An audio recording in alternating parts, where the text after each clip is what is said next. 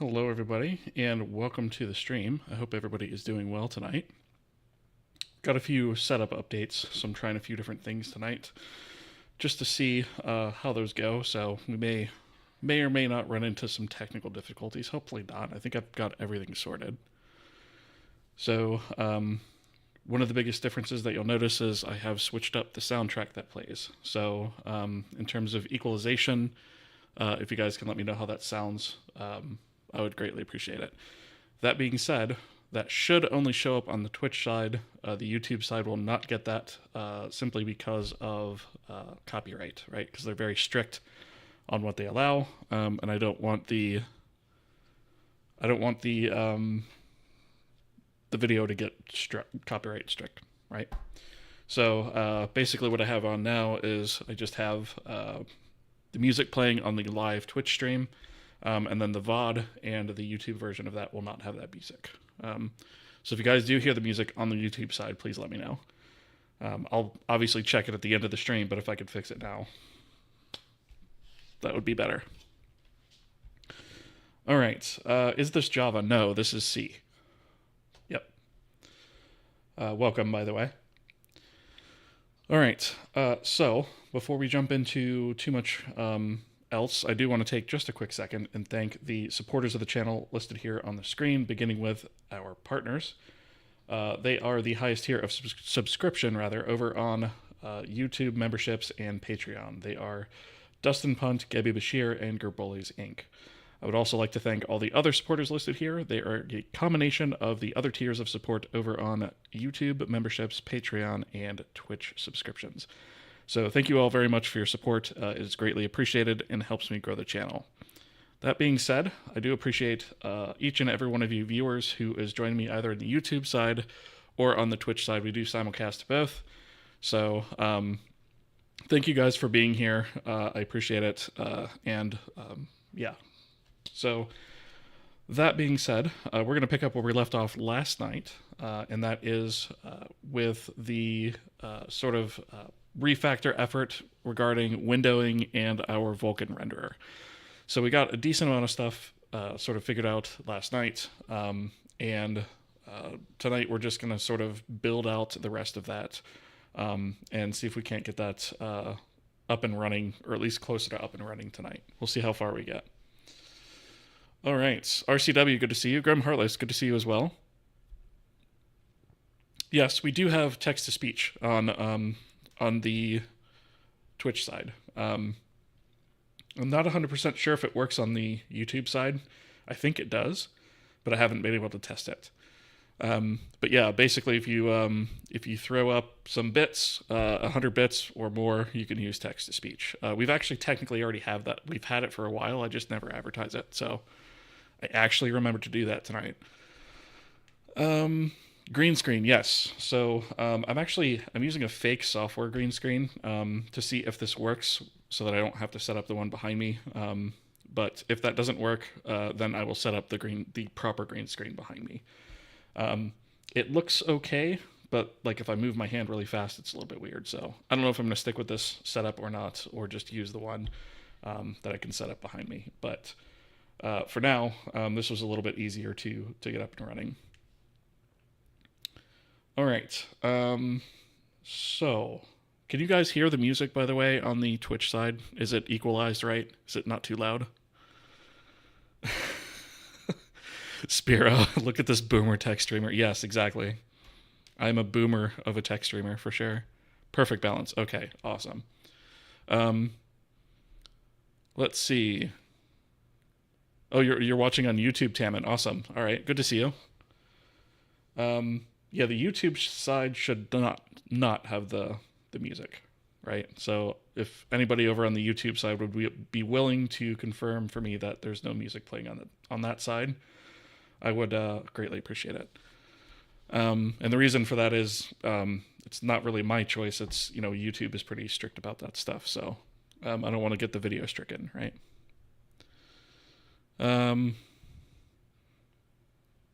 Yeah, I'm disintegrating, right? Yeah. So, oh, you know what? That's probably because I wore a black shirt, or a dark gray shirt. Maybe that's why. I'll bet that's it. I didn't think about that. So yeah, right now what I'm doing is I'm basically using something to um, get rid of the background, similar to what you'd have on like Zoom or something like that, just to test it and see how it works. I'm not sold on it, to be completely honest. I might just go back to using a regular green screen. Testing 1, 2, 3. Let's go, Travis. Awesome. So I heard the text to speech. Did you guys? And thank you for the 100 bits, by the way. Disintegrating. Anthro RPG, thank you for the follow. I appreciate that. Welcome. Lawfully, hiya. How's it going? Welcome. The text to speech worked on YouTube as well. Okay, perfect. All right. So I think we're good then. And Aaron over on the YouTube side, thank you for confirming the lack of music on that side. That is important, so thank you very much for that. Okay. Now we can actually kind of get down to business, right? So where we left off last night was we had added this new function here that indicates whether or not a specific device and Q family index combination has presentation support, and that just returns a Boolean, right? And that is done via a platform-specific call, which is why it exists on our Vulkan platform layer.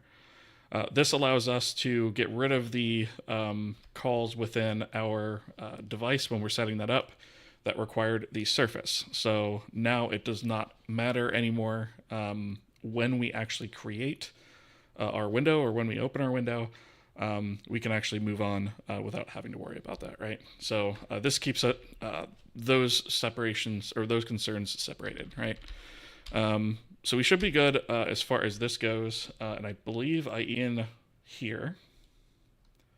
So I think the only thing that we had left to do was where we have this left off here, which is where we're saying defer this. So basically what we're doing is we're querying the swap chain support, which gives us presentation modes that are supported, format counts, all of our different formats for surface formats, etc. And then we loop through all of those, do a little bit of investigation as to what is supported and what is not, and then whether or not this particular device actually supports what we are looking for. So I'm thinking that we might be able to defer this to later. The only thing that I need to determine is we'll say, let's see, out swap chain support.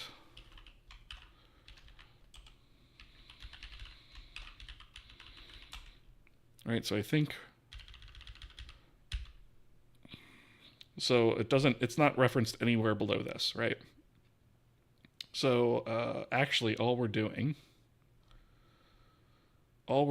is this whole section of code is just one thing, right? So the device extensions and all that stuff does not actually rely on that, which is good. So that means we can actually rip this out of here. So let's go ahead and do that. And then we'll do, let's see, physical device meets requirements, right? And we'll just sort of look for where that's called. So that's the definition. That's the declaration. This is the call. So it looks like we save that into the device's swap chain support. Now my other question is, at this point, let's see, do we have...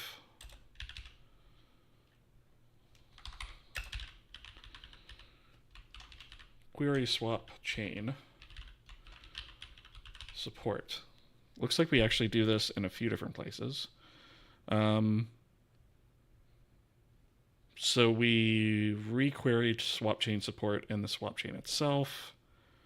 The device. So that's the definition in the device, and that's where we are looking to pull that out from. And then the Vulkan backend also makes a call to that. So both of these things, let's see, when we say requery, this is within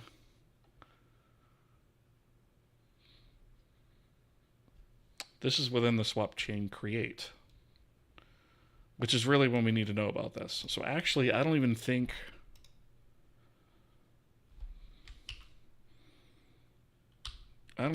that we need to worry about any of this, right? The only thing that we'll have to do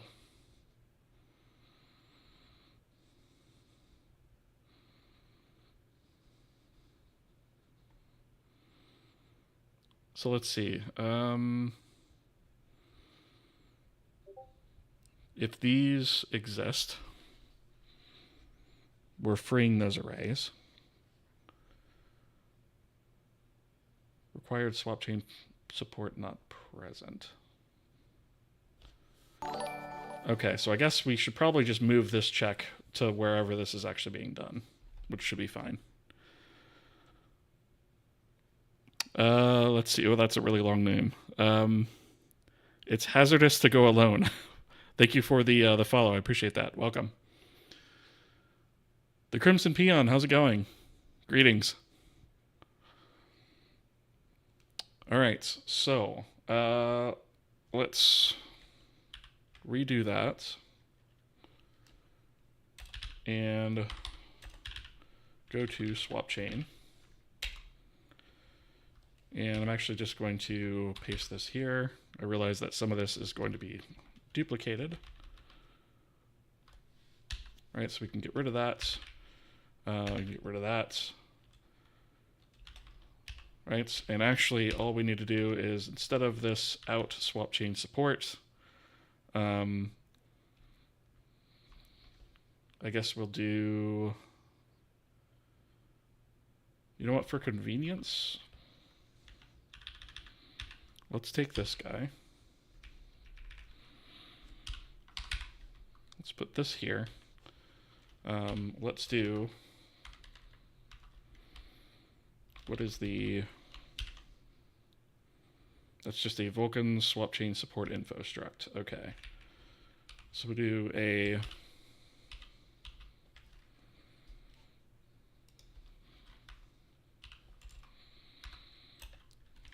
Vulkan swap chain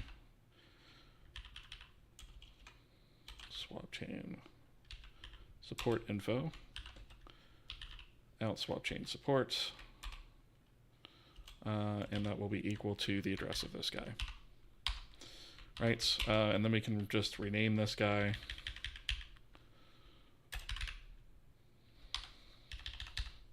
Swap chain support, because that's a little bit more concise than doing this repeatedly.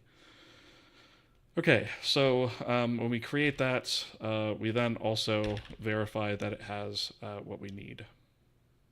So I think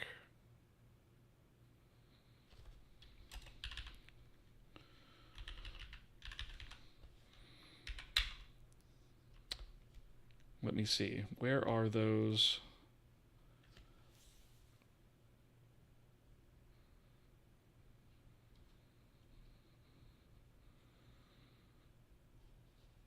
Here we enumerate the properties, extensions. Okay, so after we check meets requirements, I'm pretty sure in here somewhere we're actually setting up those arrays that we're freeing over in the create.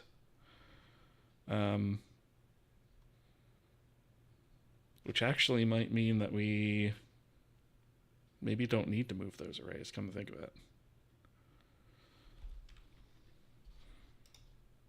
Let me pull this guy up over here. Let's go to swap chain again.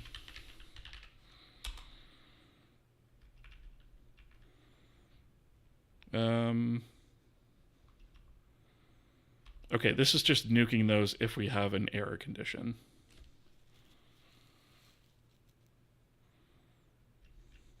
Within the swap chain support.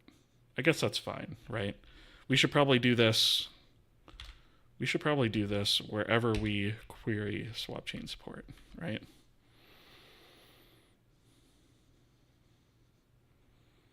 So query swap chain.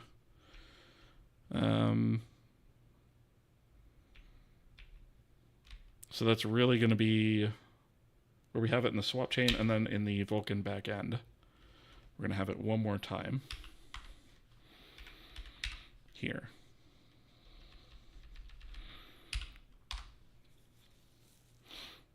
All right. So if we run into an error scenario with that, that will also handle that gracefully. Okay, so when we are... Why are we requerying this for a recreate swap chain? Why are we doing this here? And then also doing it here.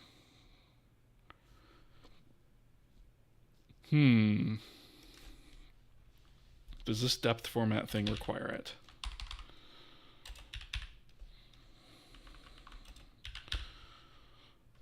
I don't think it does.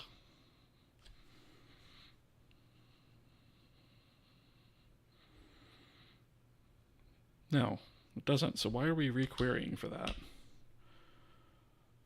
I'm actually not convinced that this actually has to be done. Because we're going to do that when we do this guy. Because Vulkan swap chain recreate calls swap chain create, that internal create function. So I think all of this can actually go away. I'll leave the detecting depth format, that's fine, but I think all of that can go away.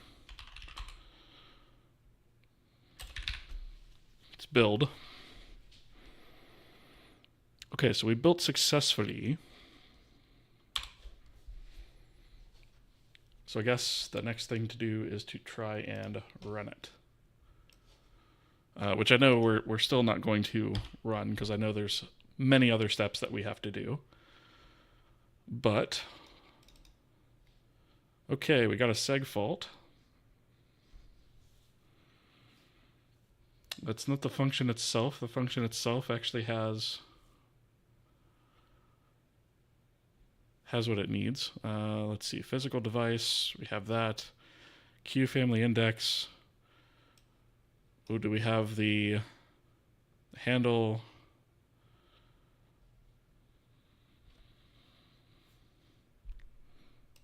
Come on. All right, let's look over here. Why are you not giving me... Oh, debuggers. Why can you not give me the thing? Here we go. All right, so we do have connection. We don't have screen. And I think I know why that is, actually. I think I know why that is. So in the platform Linux layer, when we are setting screen, let's look for screen equals maybe. When we're setting this here, we also then need to set state pointer screen, not screen, state pointer handle screen equal to state pointer screen. Right? So we had a copy of it in the sort of the platform state, but in our handle info that we need to hand over to our Vulkan platform state, we didn't have a copy of that. So pretty sure that's what that is there. Soina Grammar, thank you for the follow. Appreciate that. Welcome. Doing pretty good. Just chilling before heading to sleep. Awesome. Well, welcome. Dr. Elliott, good to see you. I know this is a goal and dream of yours, but it's there a dream job in the gaming and or computer science industry you would want to get to? For me, or for you mean just for me in general? Like, what would my dream job be, so to speak? Is that what you're asking? Like in the industry? Sam, how's it going? My day was pretty good. How about yours? Welcome. So Grim, if you're asking like what my dream position would be, frankly, it would be working for myself, making games. Right? It wouldn't be at some AAA company. It would be working for myself on my own projects, on my passion projects for games. That would be my ultimate dream, for sure. That'd be the ultimate dream job to me. I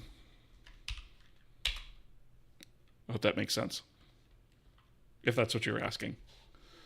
All right, so we built that. We'll run again. Still get a seg fault. Okay, why did we get a seg fault this time? So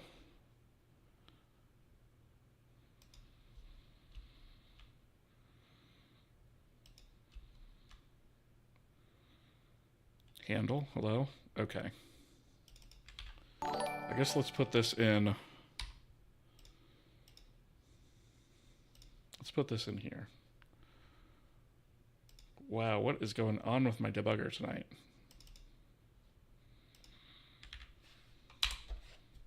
All right. Screen is still null. Why is screen still null? Let's go over to the platform Linux.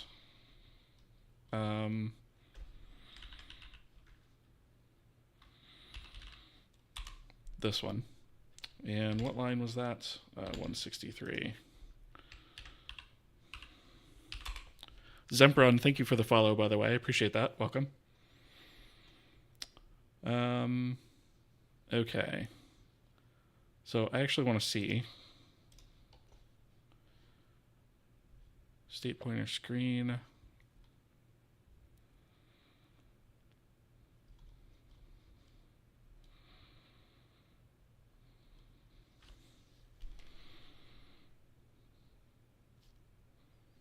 Should be just a pointer to a screen, right? Yep, pointing to a screen. No funky business going on here. Okay. Oh, wait a minute. Oh. I know why, because this code is never called. Because this is within the window create. Dang it. Okay.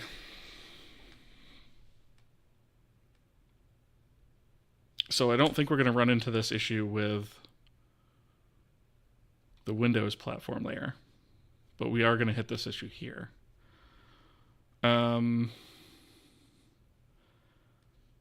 Okay. So let me see if I can refresh my memory on how this works. Loop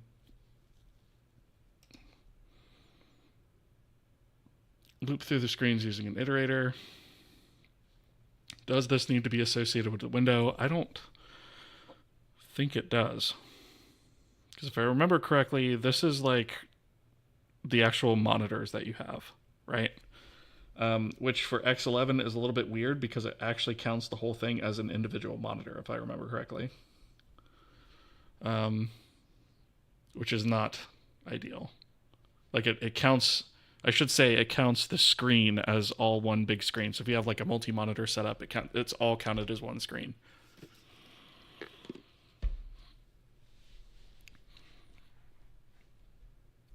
Let's see. Gotcha. So hands-on, not in charge, CEO, owner type gig. Yeah, I got it. Yeah, so I mean, well, I mean, it would be both, right? So it'd be working for myself. So it would be both CEO, owner, and developer, right? Would be my dream there. I'm craving for Wayland to really be more refined and start to handle things better than X sometimes.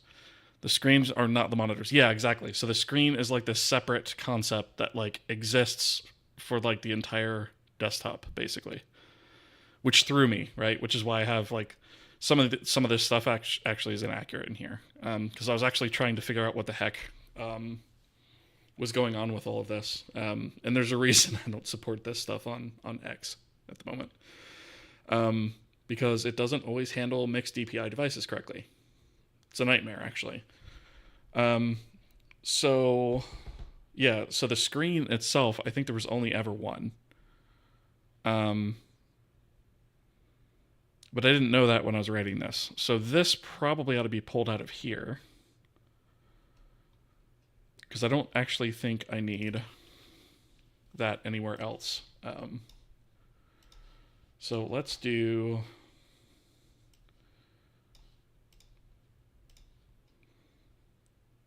Let's see. So I need this setup.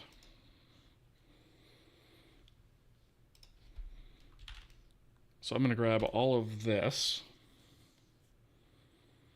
Actually, do I need the setup for anything here? I don't think I do. I think that was literally for the screen stuff, which doesn't belong here anyways. Here's all my notes, by the way, about all the high DPI stuff I tried to get working on X, just to give you an idea of what a nightmare it is. I left it all in there as like experimental code, and I'll come back to it at some point. But yeah, this is like explaining how it's just wrong in so many ways. So yeah, I think I can strip all of this out. So let's take this out of here. And in platform system startup, I think we can actually do this right after the handle connection is obtained. So right here. And then theoretically we should have what we need.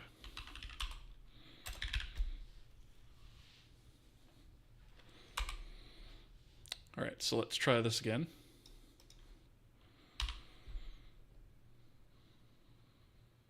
All right, we are further.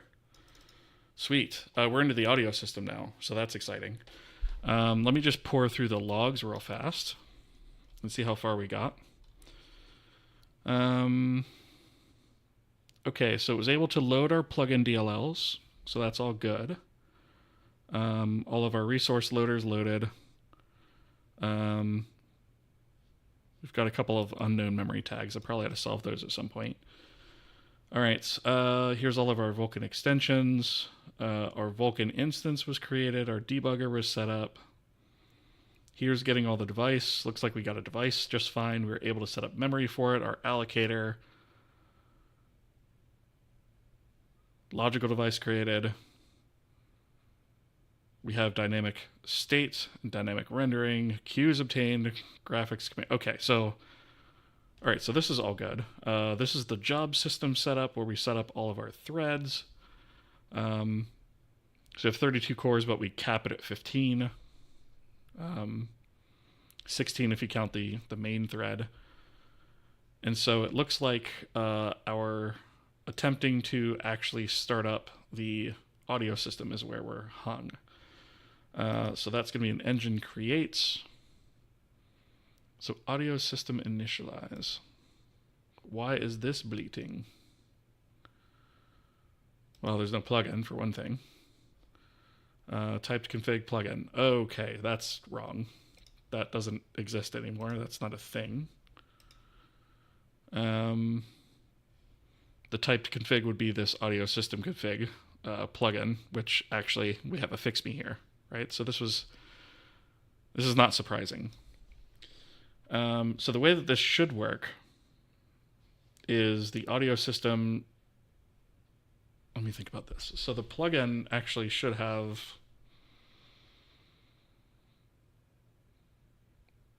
initialized already. Didn't we say that we opening a plugin creation successful, right? So that's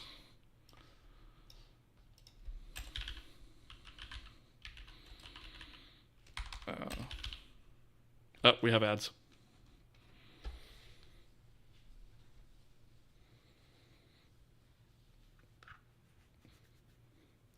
minor updates to the ad screen too.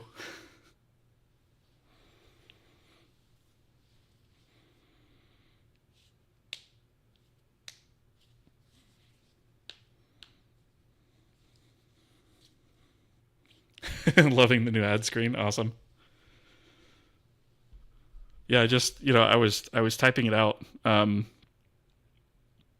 I originally just had I'll be back in and then the timer there, and I'm just like the Arnold thing just clicked in my head all of a sudden, and I'm just like I got to put a picture of that in there.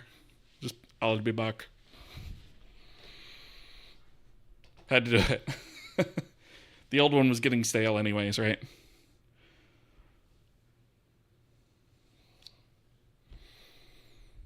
So got about 30 seconds left on ads, and then we will be able to continue.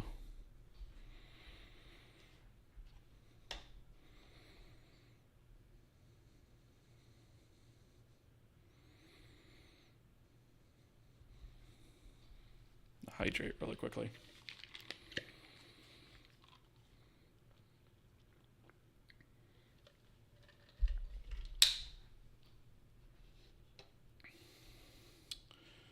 All right, and ads are done. Cool. All right, so what were we looking for? Now I'm trying to remember. I wanted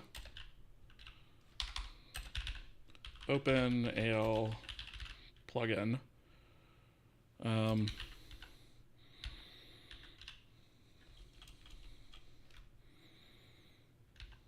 I guess I could do plugin. Do I want plugin main?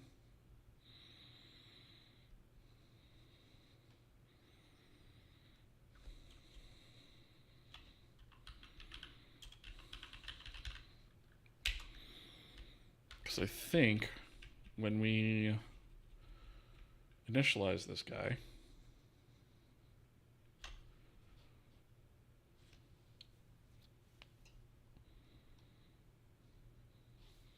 what was that?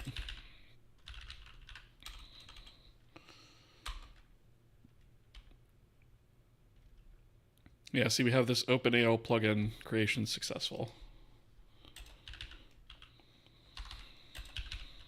OpenAL plugin creation successful.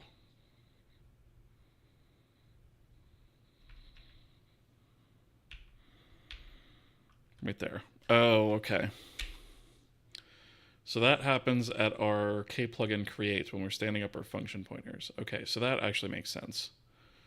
So that's just loading the plugin. That's not actually performing any initialization or anything like that. Audio backend interface. Right. So I think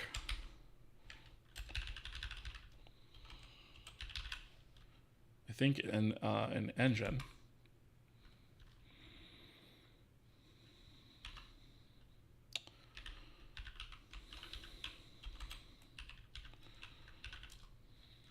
I think in engine where we're doing this, this audio system config is not actually going to be needed. So when we go to this guy,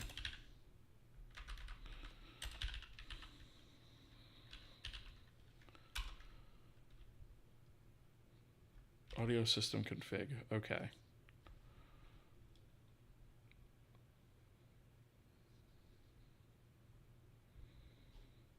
Type state config, type config. Okay, so why aren't we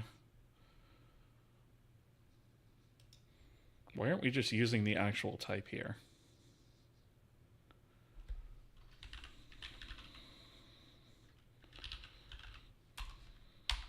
Right? Like,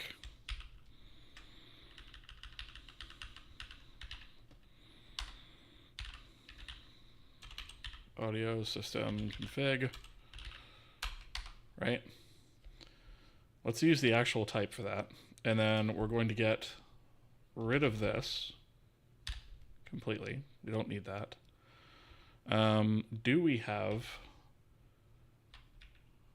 do we have this? I don't know that we do. So we probably ought to convert that over to use our application config, but we'll come back to that. So in engine, we no longer have that. Okay, so we pass that, we allocate the memory for that, then we do the initialization. Okay, so that all should be fine.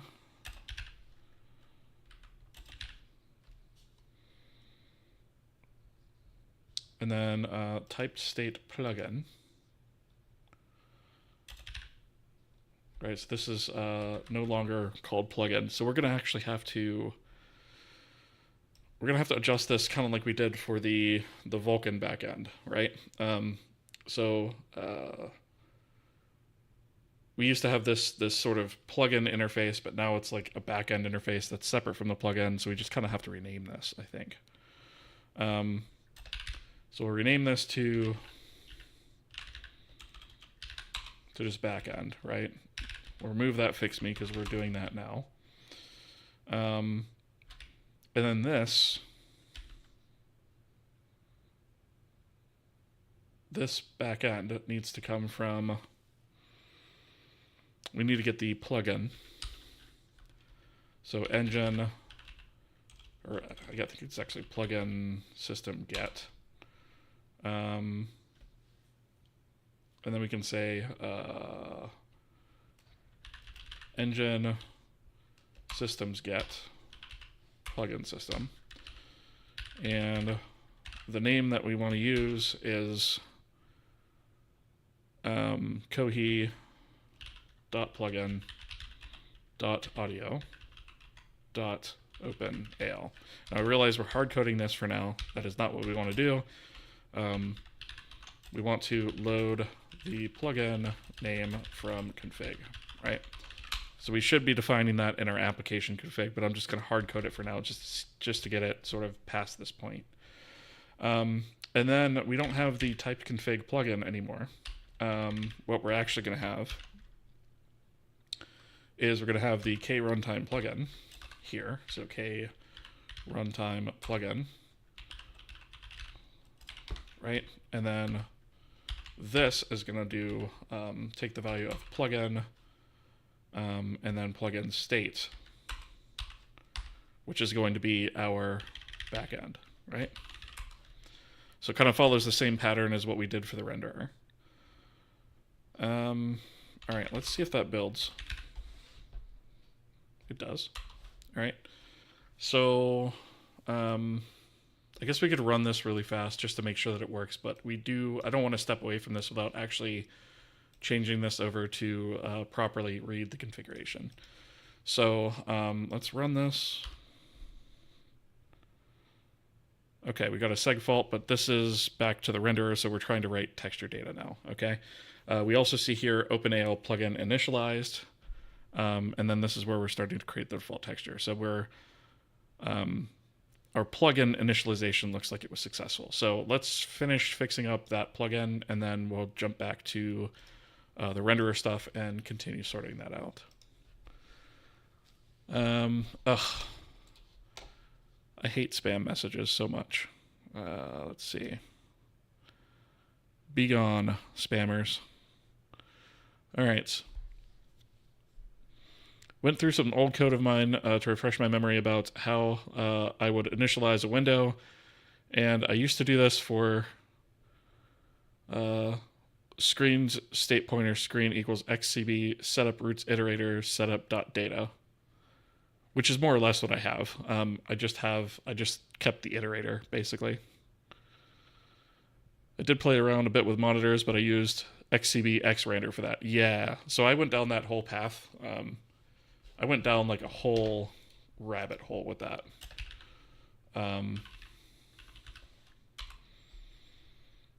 In fact, let's see, where was it? Do I still actually have... Yeah, right there. There's xrender right there for X11. I tried the X11 version of it. I even tried the XCB version of it, I think. I might have deleted that out of here. But yeah, I tried some stuff, right? Tried to use xrender to get the monitors and so forth. I am going to jump back into this at some point. It's going to become a little bit more critical when we start having UI options in terms of like full screening and handling what monitor it shows up and stuff like that. That'll matter a little bit more.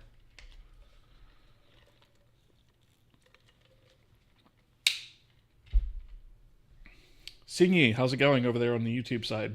Good to see you. All right. So, what we need to happen over here in our app config, we have our systems configuration here, right? And we actually, we already have some of the stuff that we need anyway. We actually have this critical piece here, which is the backend plugin name, which is going to give us what we need for here. So that's good. We just need to translate that, right? But there were some other options. There's some other options here. The audio frequency to outputs, the number of channels to support, so like 2 for stereo, 1 for mono. The chunk size that we stream audio data in, and then the audio channel count, which is basically how many separate channels of audio we can be playing at once.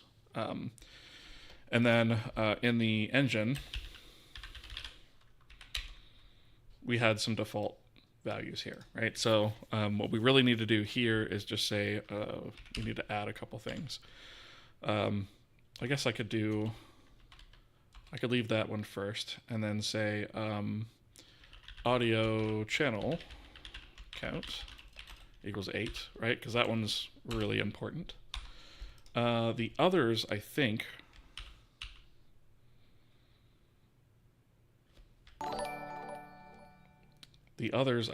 have defaults, right? So I probably won't define those. Computer Vision Pi, thank you for the follow. Appreciate that.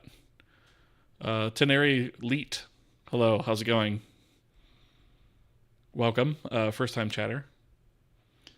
I'll have to reinstall a computer with Manjaro soon. It actually might be fun to dive into XCB madness again.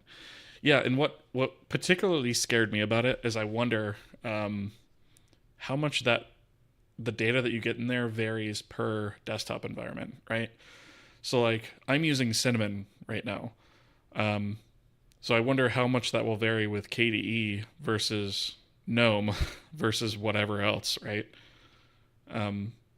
So that's going to be interesting when I get to testing that. I might have to like set up virtual machines with all of those added in there. All right. So chunk size, I don't think I'm going to worry too much about that or the audio channel count. I guess I'll set up our parser for this to be able to handle both, but I'm not going to worry about it too much. Okay.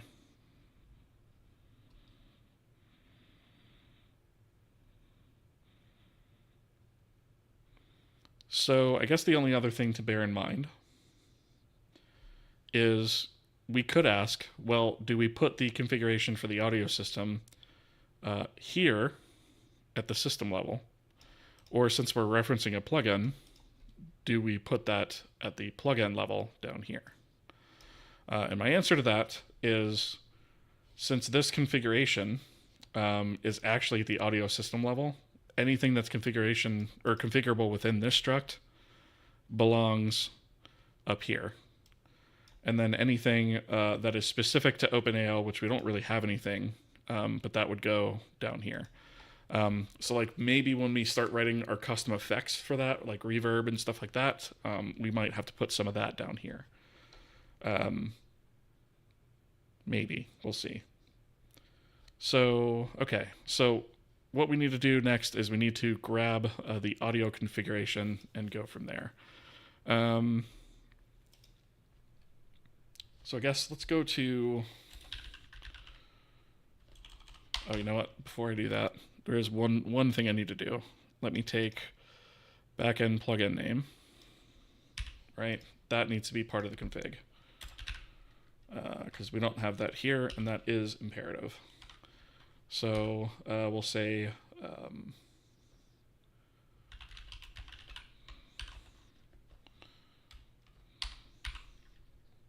backend plugin name, right?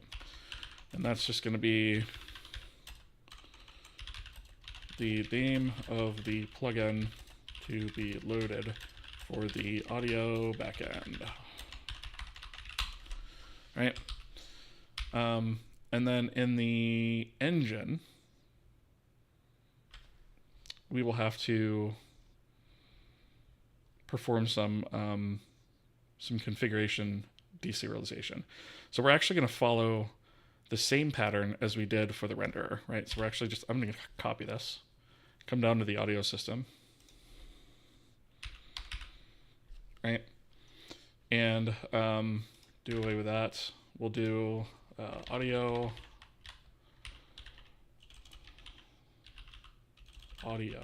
system deserialize config. Generic system config.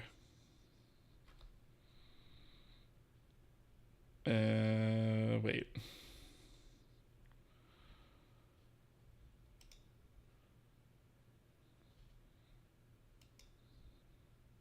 Get the generic config from the application config first. Right. Missed a step. So we have to do this step first. Right. So there's two parts to this. Mike Xerox1, thank you for the follow. Appreciate that. It shouldn't vary. Okay, that's good. All the desktop environments are built on top of X. The real issue here is X versus Wayland, and it becomes the default in some distros now. Yes, we do have X Wayland that we're leveraging right now to get this to work in Wayland. So technically, it does work through that. But I was just wondering if there would be any variance in how these things work, just because of what the desktop environments, how they actually implemented X and how they interface with it, right? What data they pass. If it shouldn't vary, that's a good thing. Hopefully that doesn't wind up being a problem. If it does vary, then probably what I'll do is I'll draw the line at like the most common desktop environments, and if you want another one, you'll have to write support for it yourself. Okay. So, in order to get this, we need to get generic config from the application first. So this is a sort of two-level configuration that we have to get. So we need to get from the global app config, we need to get the audio configuration, right? And that's going to include essentially the name and then this configuration object as a string. So let's see, the audio system. This configuration is required. It's going to be required for now, but maybe audio shouldn't be required. It's required for now, I'm going to say, just to make things easier, but maybe we're going to have applications with no audio.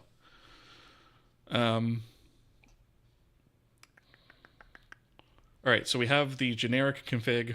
We extract from the generic config the configuration string, which is going to be this guy, right? And then we put that into our audio system config, right? Audio system config, which is required. Okay. And then from that, We do not need this to be manually set anymore because that's going to be set in our configuration. And from that, we can pass that configuration on, right? So the structure stays mostly the same. It's just where it gets its data from is changing. And then all we need to do is essentially implement this guy, right? So I'm actually going to come up here to this, where is it? To this guy. Deserialize config.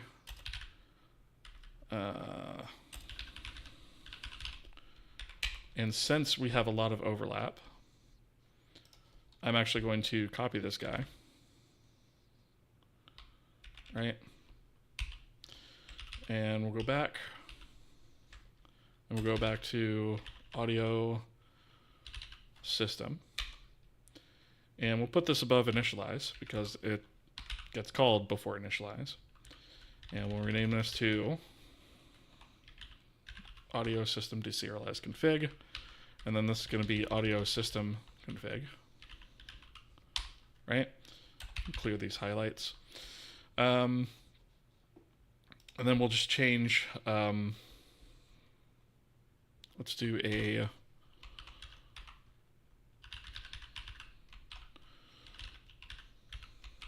render system underscore, and we'll replace that with audio system underscore, and we'll do that globally.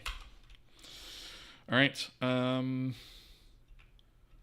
we have that. This is going to be audio system config. Okay. So the first thing that we're going to do is we're going to extract the backend plugin name property, which is this guy, right? So that actually winds up remaining the same. And that's going to be required. We absolutely have to have that. The other thing that is going to be required is going to be the audio channel count.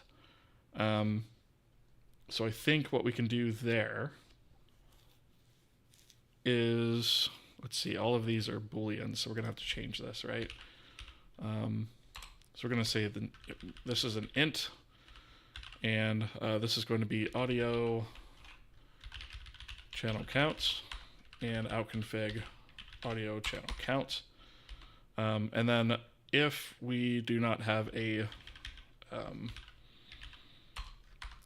if we don't define it, you know what, we'll default to 8, right? I think that makes sense, right? What is bleating about this? What is this bleating about? Oh, it's a U32. Okay. So I guess we can do.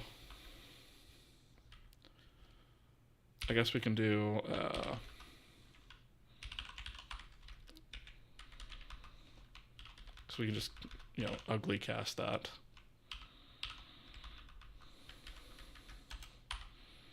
Is that still not going to work? I'm going to have to. Okay. Let me not be lazy here. So I'm going to say U30 or I32 audio channel counts.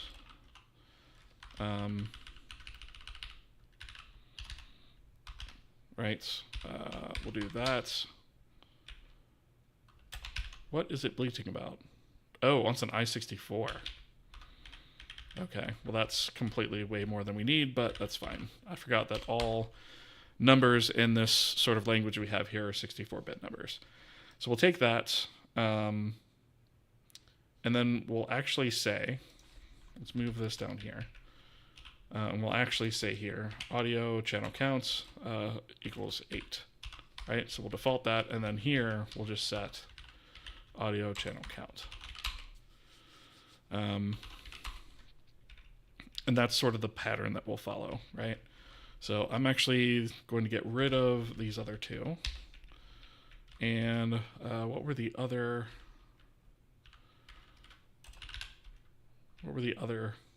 properties here? So we have frequency, channel count, and chunk size. So we want to make all of those configurable. So I guess I'll just do this.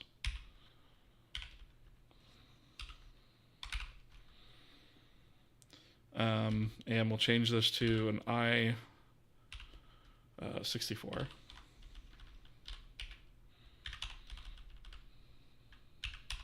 right? And then we'll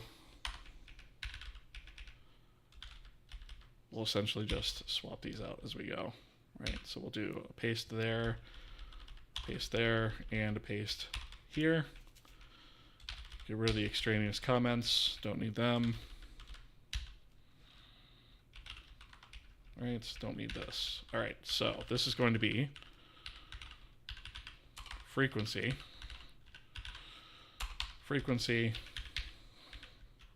frequency, frequency, and frequency, right? This is going to be just channel count.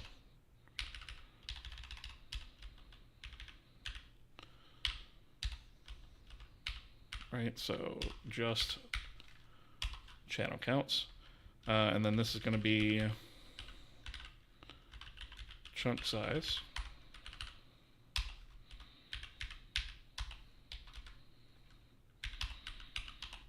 Chunk size. Perfect. So now we have some defaults for these things. However, the defaults aren't all sane. So what we're going to do is in the audio system initialize, we are going to do a little bit more type checking, right? So we're going to take this stuff out of here. So this is audio channel count. And we're going to do another sanity check here. And we're going to say if, oops, that's the wrong location. We want this here. We'll check this in config, right? So we'll say if audio channel count is less than 4, then it must be at least 4, defaulting to 4. And we'll set it to 4. And then we'll set that here, right? So that's that one. Chunk size. Chunk size is going to be another one, so that's going to be here.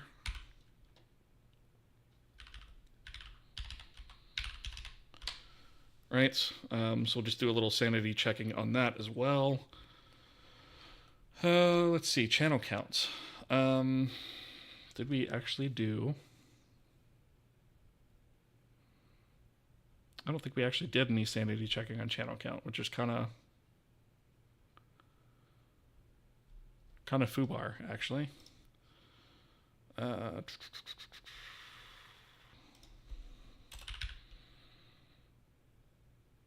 So I guess we'll default to 2 on that. Right? And I guess we can say, right now we're only going to support stereo, right, or mono. So if channel count is less than 1, channel count equals 1, else if channel counts is greater than 2, channel count equals 2. I realized I could use the clamp there, but this is likely to change, right? Eventually we might support like surround sound and stuff like that. So for now, I'm okay with just doing it this way. So frequency was the other one that was down here somewhere. Did I not have... I thought it was like 4096 times. Did I just nuke that and... There it is. Oh, that was chunk size.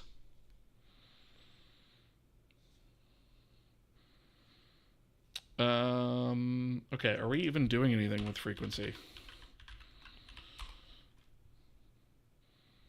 Plugin config. Ooh. That's interesting. I forgot we did that. So we're actually passing through some sort of hard-coded plugin config from the front-end config.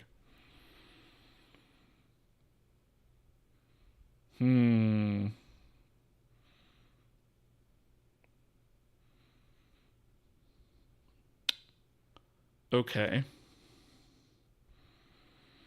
I think I'm okay with that for now. Yeah, that's...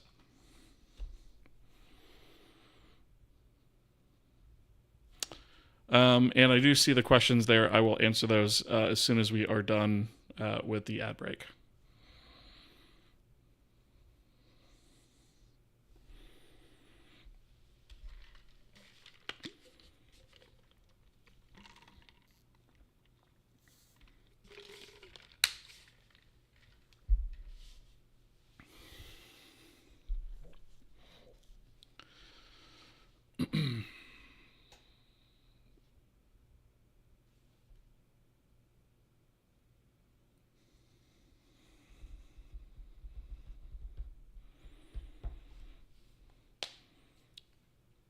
So we've got about 40 seconds left on ads.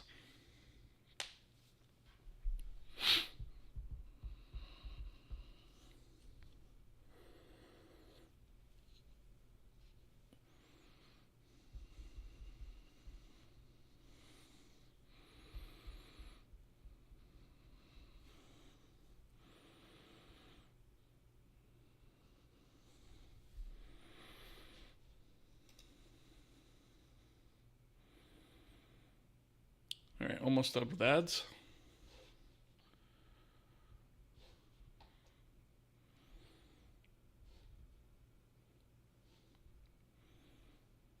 All right, ads are done.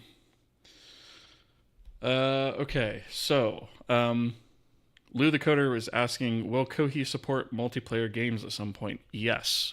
Networking is something we're going to tackle. However, caveat, asterisk, not probably before version 1. So networked gaming is a whole other can of worms, right? And when we do it, we want to do it right. And it's not going to be a small thing to implement. The first several games that we're going to be output are not going to use networking for the most part, outside of maybe some Steam integration and things like that.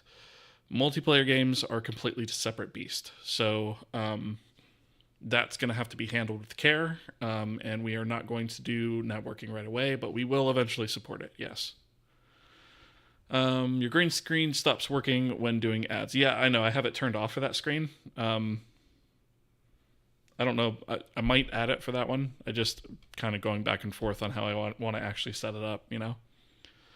But thank you for letting me know. I did, that was intentional, just because I'm kind of messing around with some different settings in OBS and whatnot.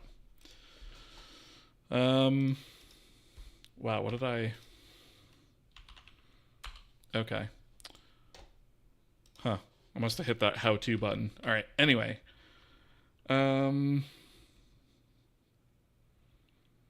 there are some things in here that we should probably expose as configuration, right? Frequency. So did we not have... Hang on a second. Let me look. Let me look at something here.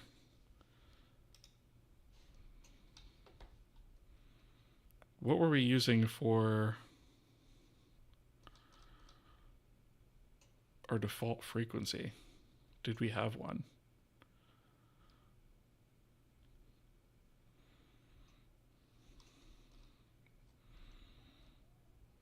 I don't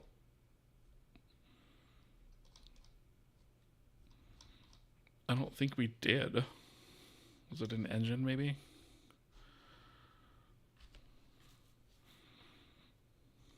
So did we just...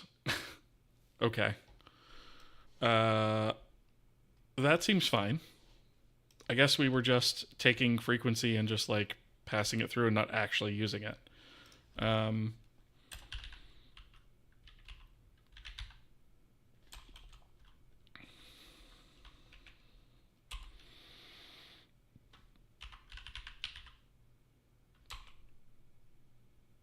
Yeah. Frequency is nowhere in here. All right. I wonder if I should just remove that then.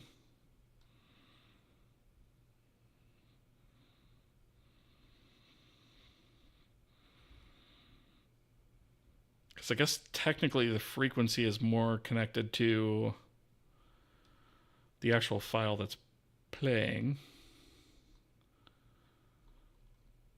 I don't remember if there was actually anything in here to change the frequency either.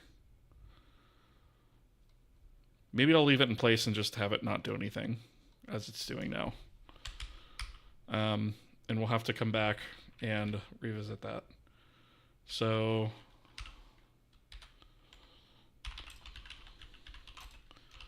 this is currently unused, right? This should probably be 44100. It's probably what that should be defaulted to. Okay.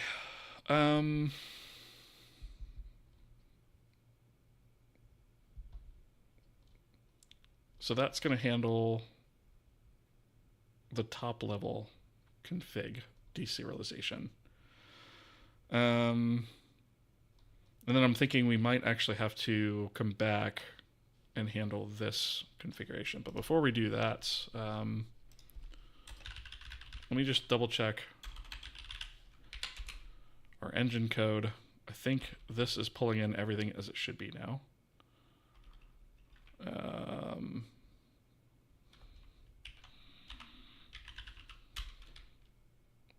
Here we go. It is not. We must not have put that in the header file yet. Okay. So let's take this.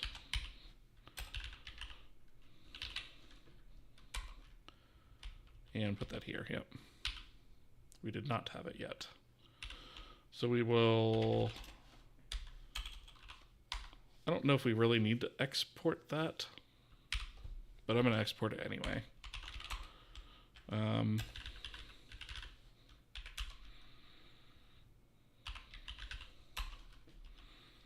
Okay. So maybe audio shouldn't be required. Okay, we can come back to that. All right, so now we parse the audio system config and use that to initialize the audio system.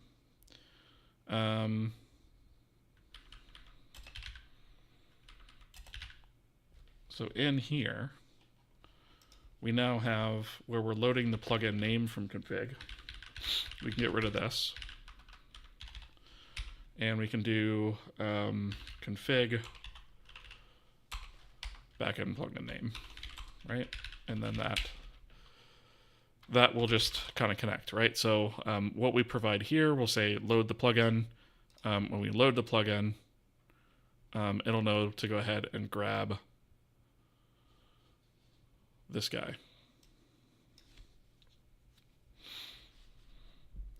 Okay. Is there anything else? So max channel count translates to max sources as far as that plugin is concerned. Chunk size, frequency, channel counts, all of those things translate over. The only thing that we have hard-coded here is actually max buffers, which is 256. So that should not be here. That is an OpenAL specific thing. Oops. So in this case, it should be. Are my tabs wrong here? I feel like they might be. Doesn't matter, I guess. We'll do max buffers equals 256. Right? And then we can parse that out of config as well. So instead of just hard coding this here, we should be able to get the configuration, which actually, now that I think about it,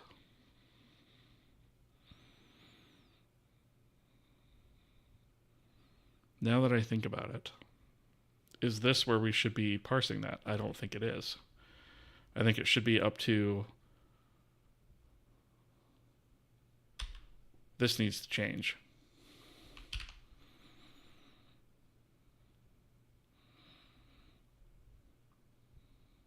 This needs to change, and I will explain why. So right now, our our audio system initialization takes in this structure for audio plugin config, right? Realistically, what it should probably take is, well, the way I was originally thinking about this is it should take a string configuration and then parse that, right? And the string configuration that it would take instead of that would be essentially the body of this, right? And then it would be able to extract this property out of there within itself, right? You don't want to be doing that here, right? So this max buffers really has no business being here at this level. Like the audio plugin config, this really shouldn't probably exist at this level. The translation between these two things probably also should not exist.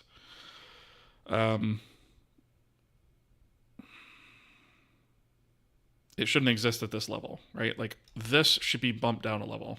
So our backend initialize should actually be taking our typed config, right? Our audio system config from the front end, which could also contain, I suppose we could tack in like a plugin config there, but I think I'm just going to pass that as a string in addition to it, right? So this whole translation plus the extraction of this property out of this string should all happen within this.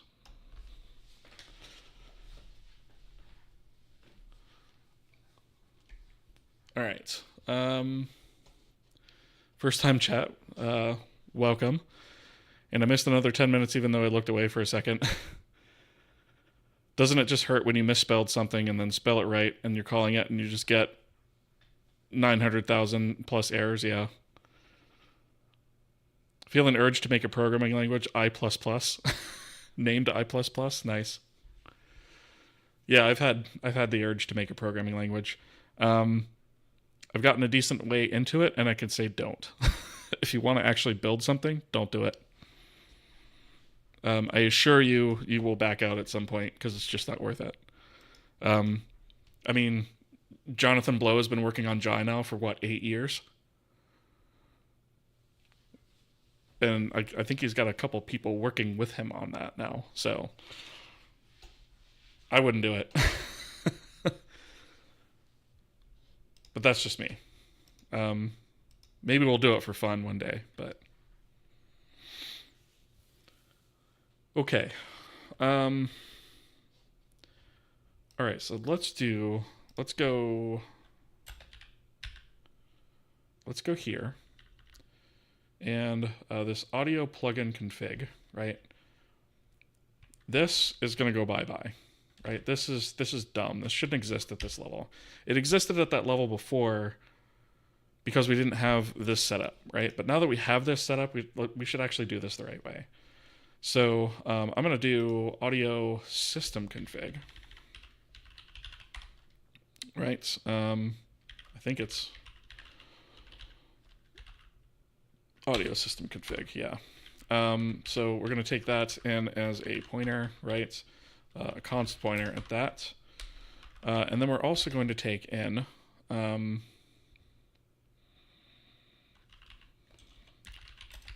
constant string that we'll call plugin config.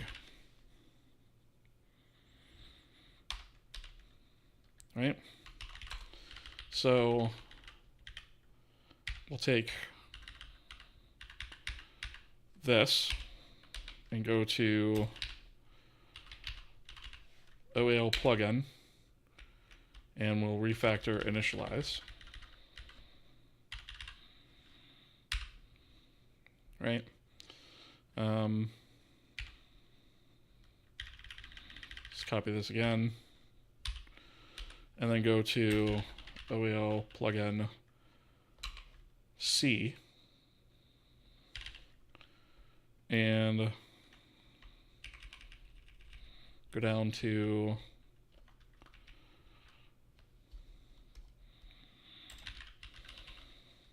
initialize and replace that, right? I did see that we had another issue here. Past those. Okay, a copy of the configuration. So do we need that? I'm gonna say no for right now.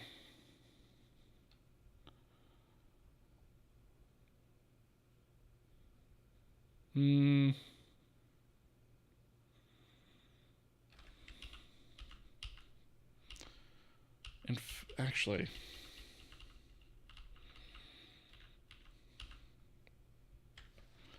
let me undo this for a second.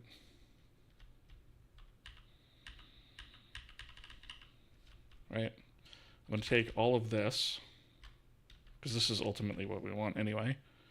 Let's take that, put all that back.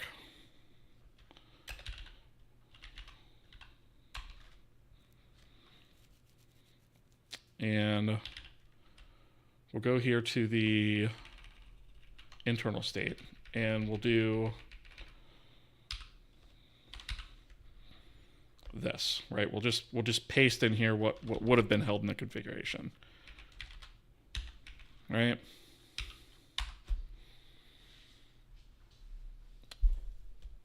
And then we don't have to have like a separate structure for that. Okay.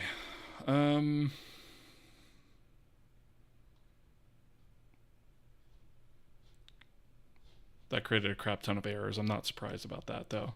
But that's going to be basically just removing that config out from a bunch of places.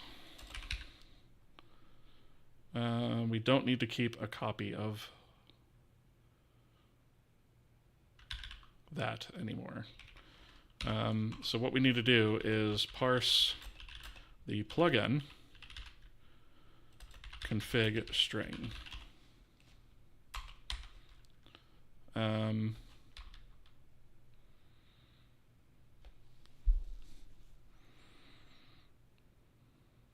Wow, we have these checks in here as well. Interesting.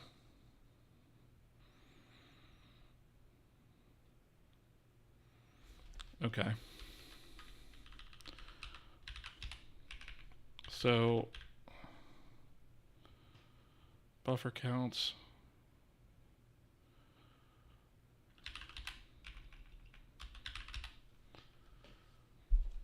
Let's see. C already exists, so can't get much better than that. I agree. I like how you said don't make a programming language even though you have a file opened up named appconfig casein. Yep. Do as I say, not as I do. Yes. So that was actually the part of the reason I did that was to show what goes into writing one of those things, right? So, it's very similar to like JSON, right? But we called it casein. It's got a few different syntax rules. It's not a full-blown scripting language, though. It's only a storage format, right? So you can't actually put logic in this. But just getting this to the point where we could actually read this reliably was a lot of work. And we went through that on stream just as an example of, hey, this is how much work it takes to make one of these things. And it's definitely not bulletproof either, right? So if you were to then go and add the ability to parse logic and actually interpret that logic, that's a lot more complex, right? It's not the end of the world. Obviously, it's possible, but yeah, you're able to figure that out by the name. Yeah, exactly. So, we did a small example of it here, but that's probably as far as that's going to go. As tempting as it is to like want to jump in and just make a scripting language, I'm probably not going to do it. But we'll see. We'll see. I haven't landed on that yet, right? If there's enough demand, then if enough people are saying, hey, I would love to see how to write one of these things, then maybe. But it's more as an educational exercise more than saying, hey, you should do this, right? Let's see. Hey, do you know what programming topics are present in the back end of ZBrush or Blender. Just want to create a simple 3D model manipulator, editor, but I don't know where to start learning. So, I mean, theoretically speaking, you could probably write either one of those in OpenGL, right? If you're not familiar with graphics programming, that's probably going to be the way to go. More than likely, these days they probably use DirectX and or Vulkan.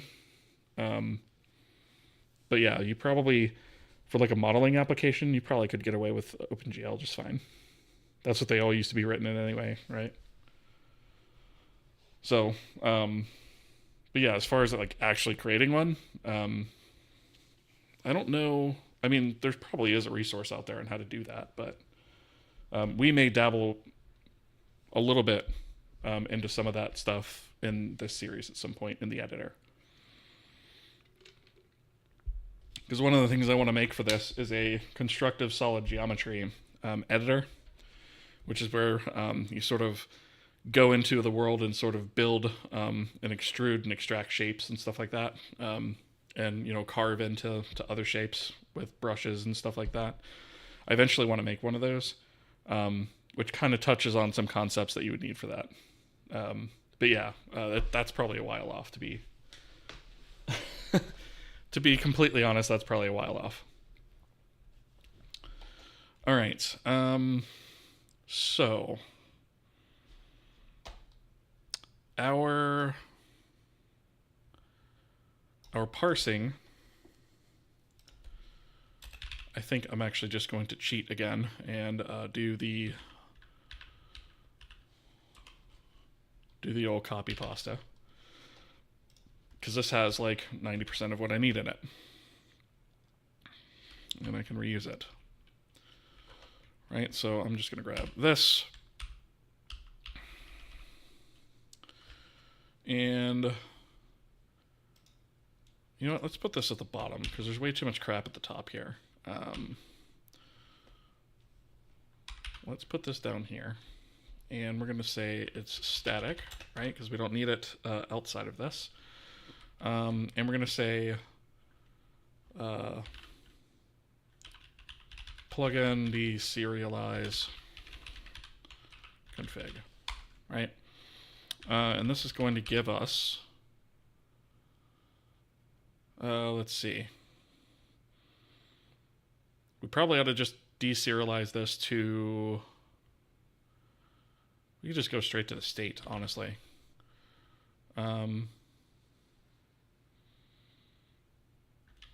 Audio backend interface.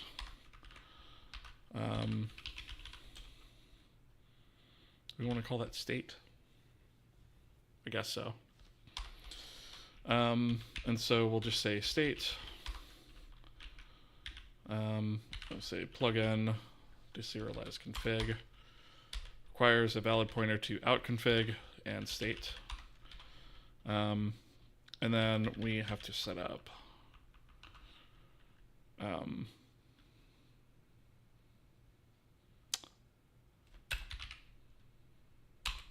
our parser. So this is going to be audio plugin config. So the only thing that we're going to look for here is in the context of this configuration, it's basically going to be this guy, right? So all we really need to extract is this single property. So we don't need name, right? We just need a single int, essentially. So actually all this other crap can go away, except for that cleanup. And we can just do, let's do state. And we're going to do state max buffers, right? And we're going to rename this to max buffers, right? And we're going to do max buffers here. And what do we have? We had some logic up here.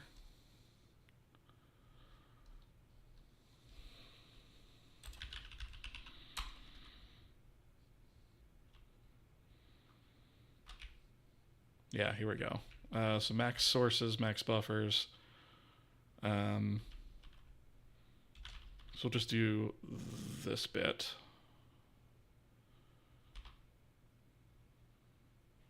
We'll do that bit.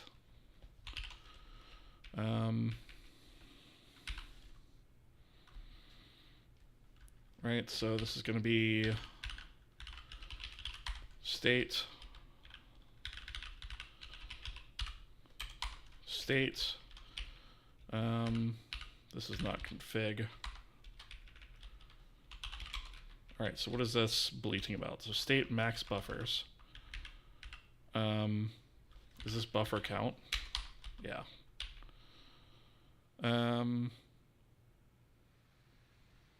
Oh, it's not the backend interface that I want, is it? It's the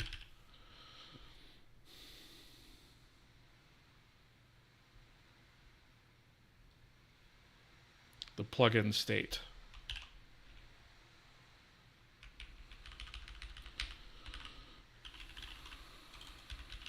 Might help to use the right structure, right? Okay. So we have the max buffers here. So if we fail to get that, we're going to default to 256. If the max buffers are less than 20, in this case, then we're going to set, oops.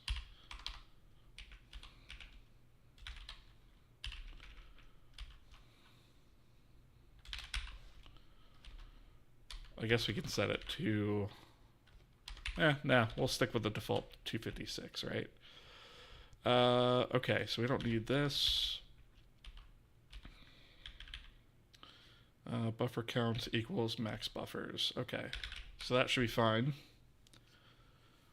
So that's all we need to do there. However, we do have, let's see, max buffers.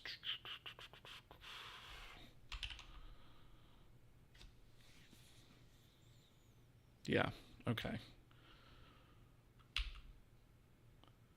So that seems fine. And then what we're going to do is we will just call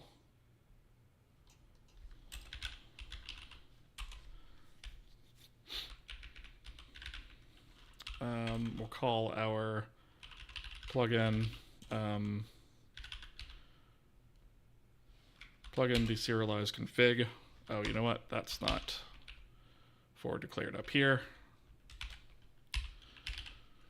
Let's do that. Right here.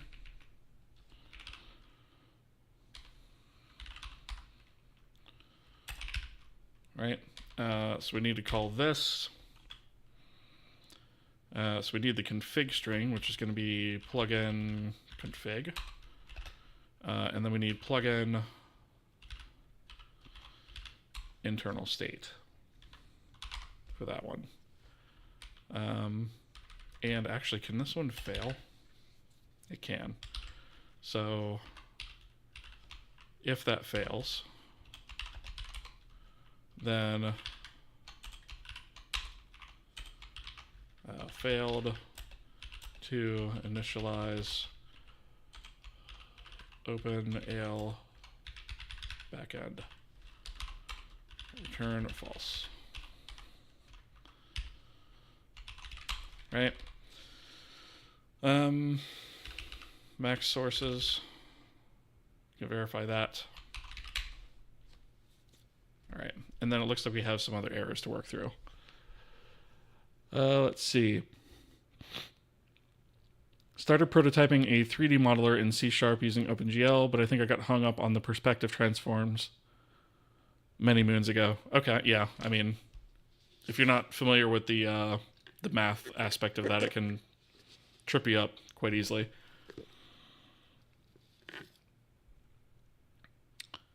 Any tips at all other than hack that box for pen testing stuff? Unfortunately not. We have ads also. Pen testing is not my specialty, unfortunately.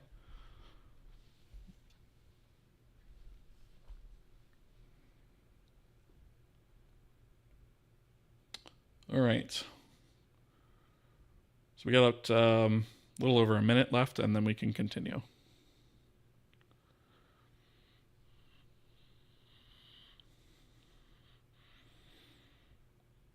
Oh, there's a hydrate redeem. Just saw that. Thank you for that.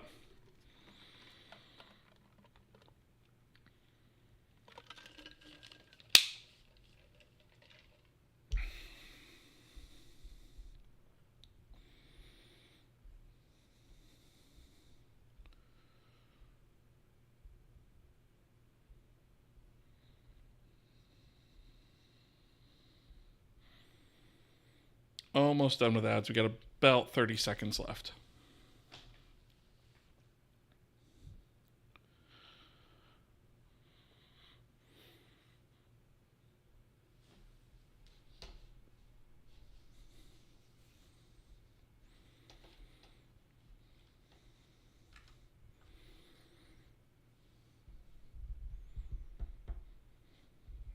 Almost done.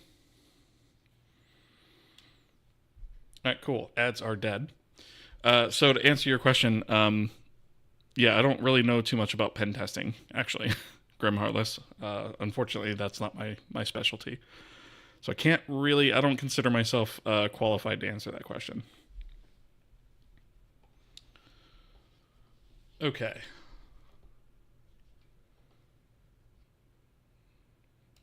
So I think the only other thing that we needed to do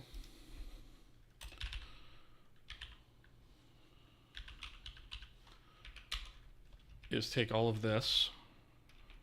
I'm just going to cut all of it, actually. Did it not? Okay. And when we're initializing, after we've deserialized our config, we're going to copy over the relevant front-end config properties. All right, so this is going to wind up being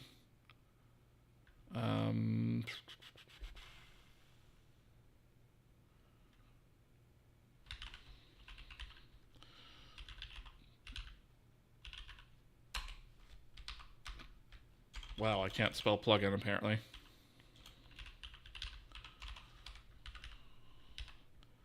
Right, so the plugin internal state, max buffers is taken care of by our deserialization. So plugin internal state.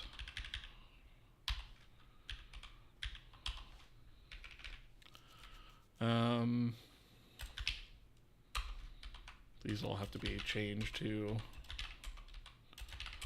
that, and then instead of typed config, we have just config.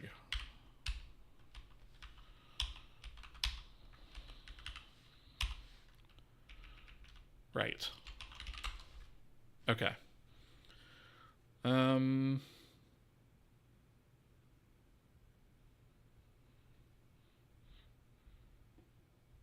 I think that's it. The only other thing I'll need to do is, on the audio system.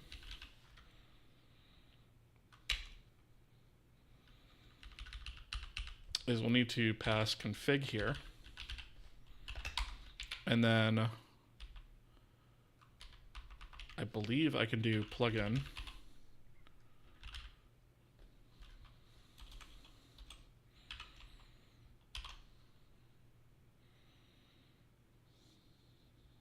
Don't we have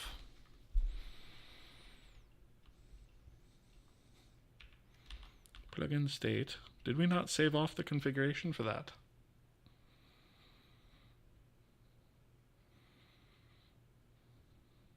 I could have swore we did.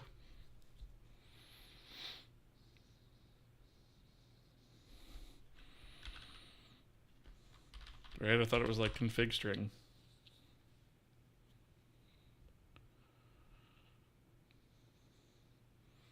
Plugin system get.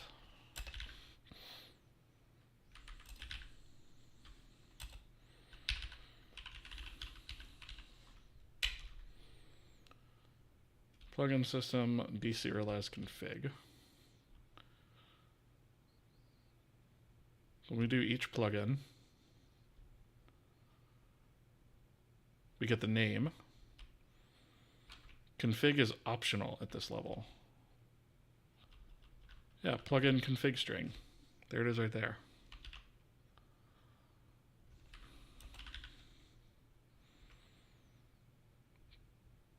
Oh, wait a minute.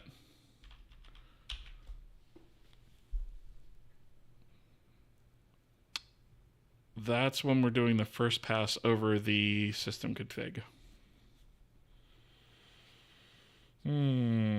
Okay, so we save that off there. Out config plugins. Right, and then we have the plugin system config here when we initialize the system. So we loop through each plugin.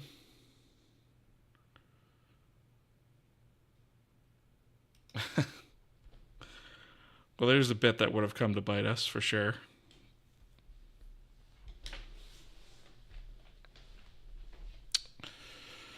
So when we go to load our plugins,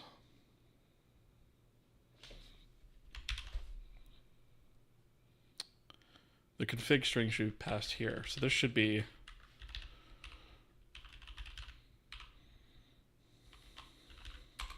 config string. That should be done there.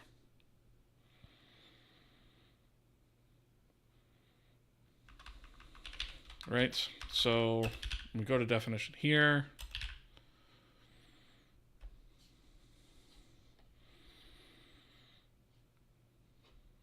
Do we do anything with the config in here? I'm thinking no. Nope. Poop. Okay, so when we load the plugin,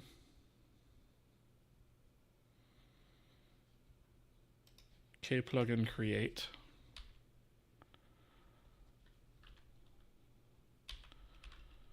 So we get the function pointers to create and destroy there. We call create, call plugin boot.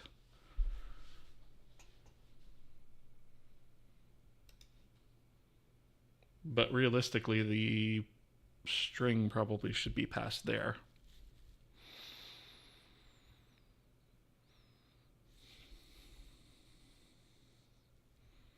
I mean, I suppose we don't have to do that. We could probably just...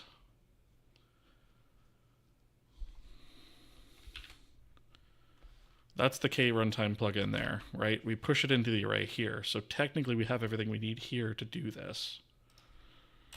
All we really should have to do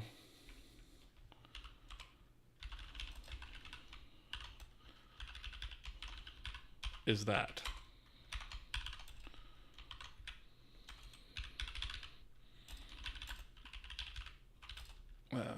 Configuration in string format. Right? So I guess when we get down here, just before we push it is when we'll take a copy of it. So we'll do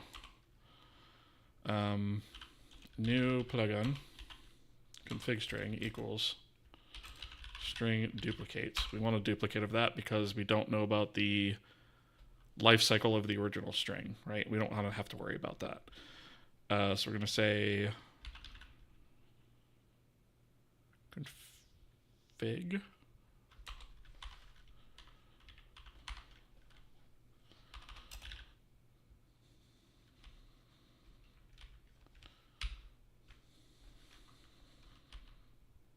let me look at the let's rename this to config string.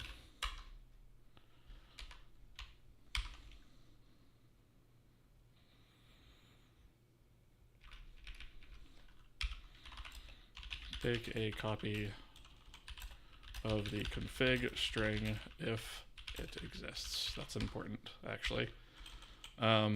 If config string, right? Otherwise, we have nothing to copy. Do we zero this out when we create it? Yes, we do. Okay.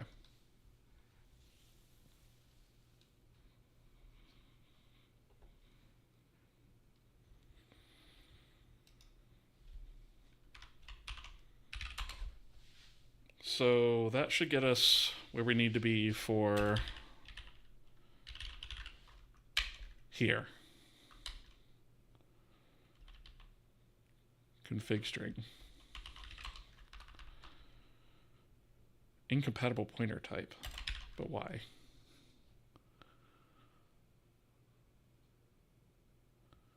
Const int. Audio system config. Destruct audio. What? Oh, I bet I know what happened. We have audio system config here. We don't need that. Let's just do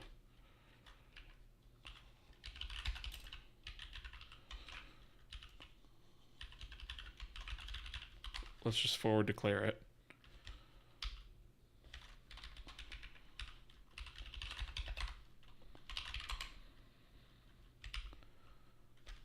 There we go. Okay. That's fixed. Okay.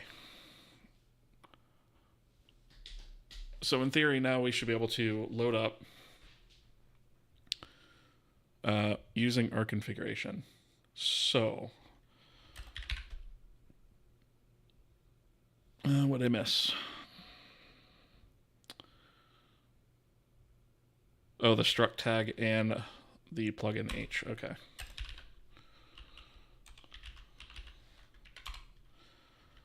This needs to be, oh, that's why it's bleating. This should be struct audio system config. Oops, I don't want that. And then this needs to have a struct tag.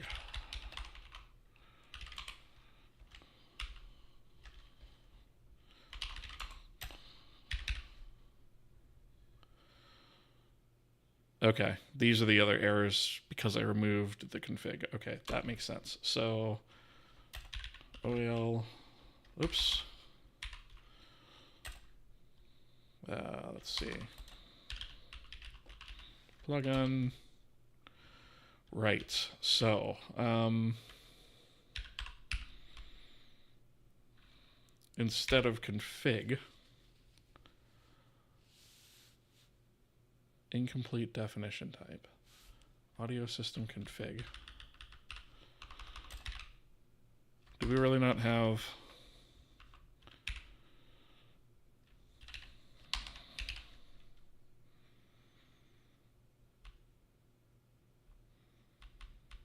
oh, we really don't have it.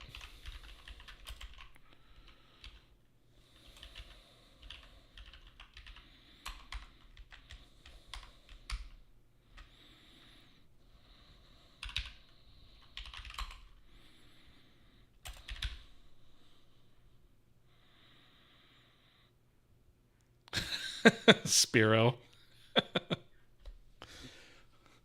Toxic Spiro.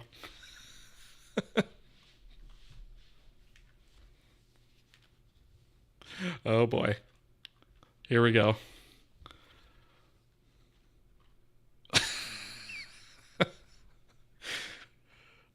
Arvis, I hate to tell you, you got wrecked right there, buddy.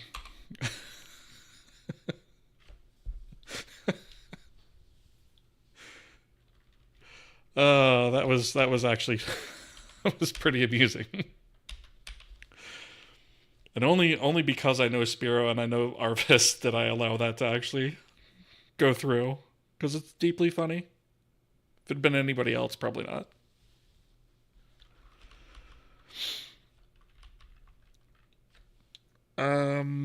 Okay.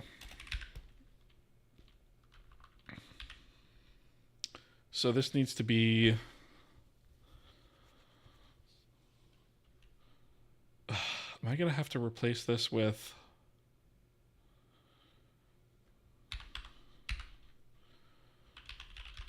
plugin internal state?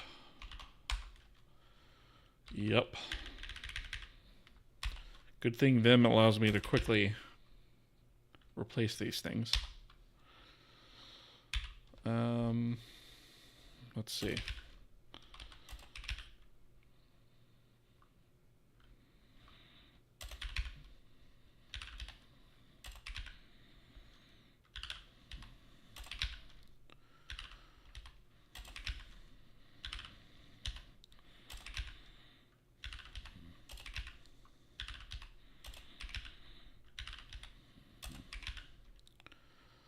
All right. I could just do these across the whole file, but I want to make sure that what I'm deleting is correct across the board.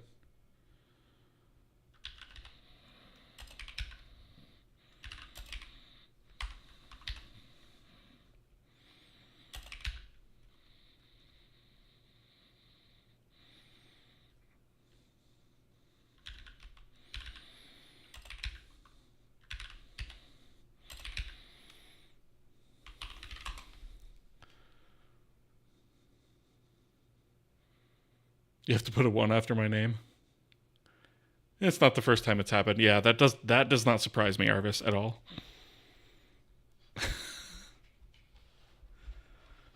New mod power, still learning. I get that. I look at the mod panel when I'm modding on somebody else's channel, and I'm like, oh my god, all the controls. What is all this madness? But I know Spiro is being sarcastic here. Okay.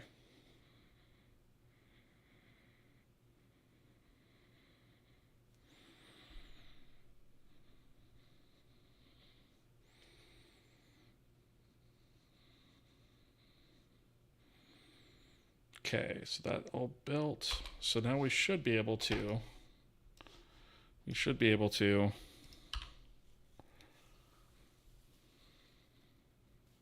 Okay, cool. So this means that what we did worked. OpenAL device required. I actually know why this error is happening, so I'm not really worried about that. What I am looking for...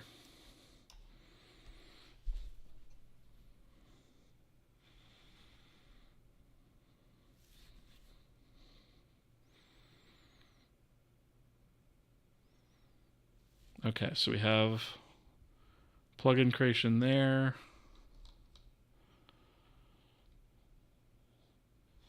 Plugin initialized. Okay, so as far as I'm concerned, that is good to go. So the next item is, looks like it's based around our renderer, which is hardly surprising. And that's probably because, yes, we have no current window. So I figured that there was going to be some places where this might come into play as well. Okay, so render texture right data. So we're creating our default texture right here. This is what's going on.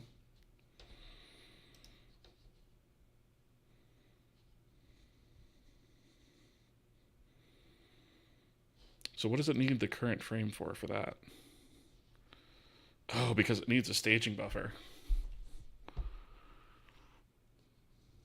And I'll bet this is included in the framework load. Yes. Ooh, that's quite the conundrum. Okay.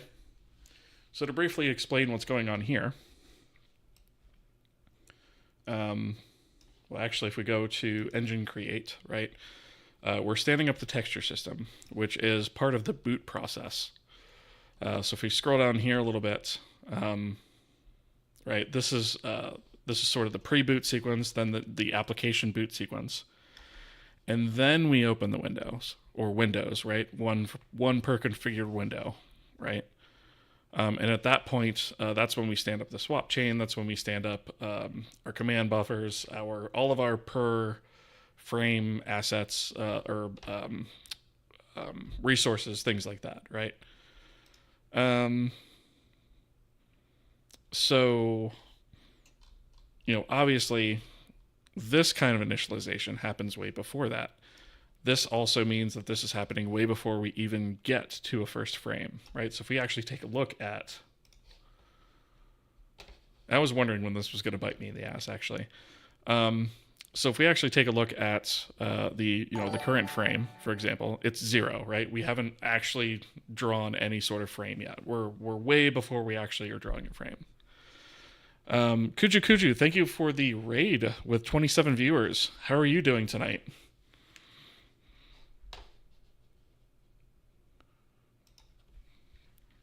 How goes the game dev? If you guys aren't following Kuju, I demand that you do so now. Take a look at his game on Steam and wishlist it. Passing the viewers along. I appreciate that. Thank you. I really appreciate that a lot. Oh, I think my mod actually got to the shout out before I did.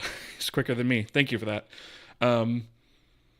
Game dev is good, working on better tree chopping particles. Sweet.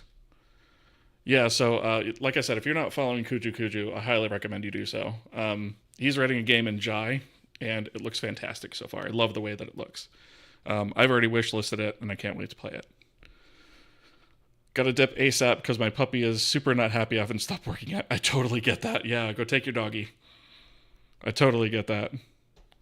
Yeah, and I appreciate the raid. Thank you so much. So for the raiders, for whoever has not been here before, I'll quickly give a intro as to what we're doing. So we are building something called the Kohi game engine. It is a game engine built completely from scratch using C and Vulkan as its initial rendering backend. I say initial rendering backend because we are planning to support Direct3D and Metal at a minimum, potentially OpenGL as well. It is cross-platform, so it's available on Windows, Linux, and macOS desktop platforms, with plans for mobile in the future. It is completely free and open source, so it is available here on GitHub. In fact, I'll drop links in chat so that you guys have that. It is Apache 2.0 license, which basically means that if you want to use it either personally or commercially, the only thing that I ask you to do is say that you used Kohi. That's literally it. There will never be any sort of licensing fees or royalties of any kind. This will always be 100% free forever. That being said, this whole project has been going on for about 3 years. I do work on it part-time, so I only have so many hours per week I can dedicate to it, which is why it's been going that long. It is designed as an educational series, so it's a way to show how to build a game engine from scratch. It's not the only way. It's not necessarily even always the right way.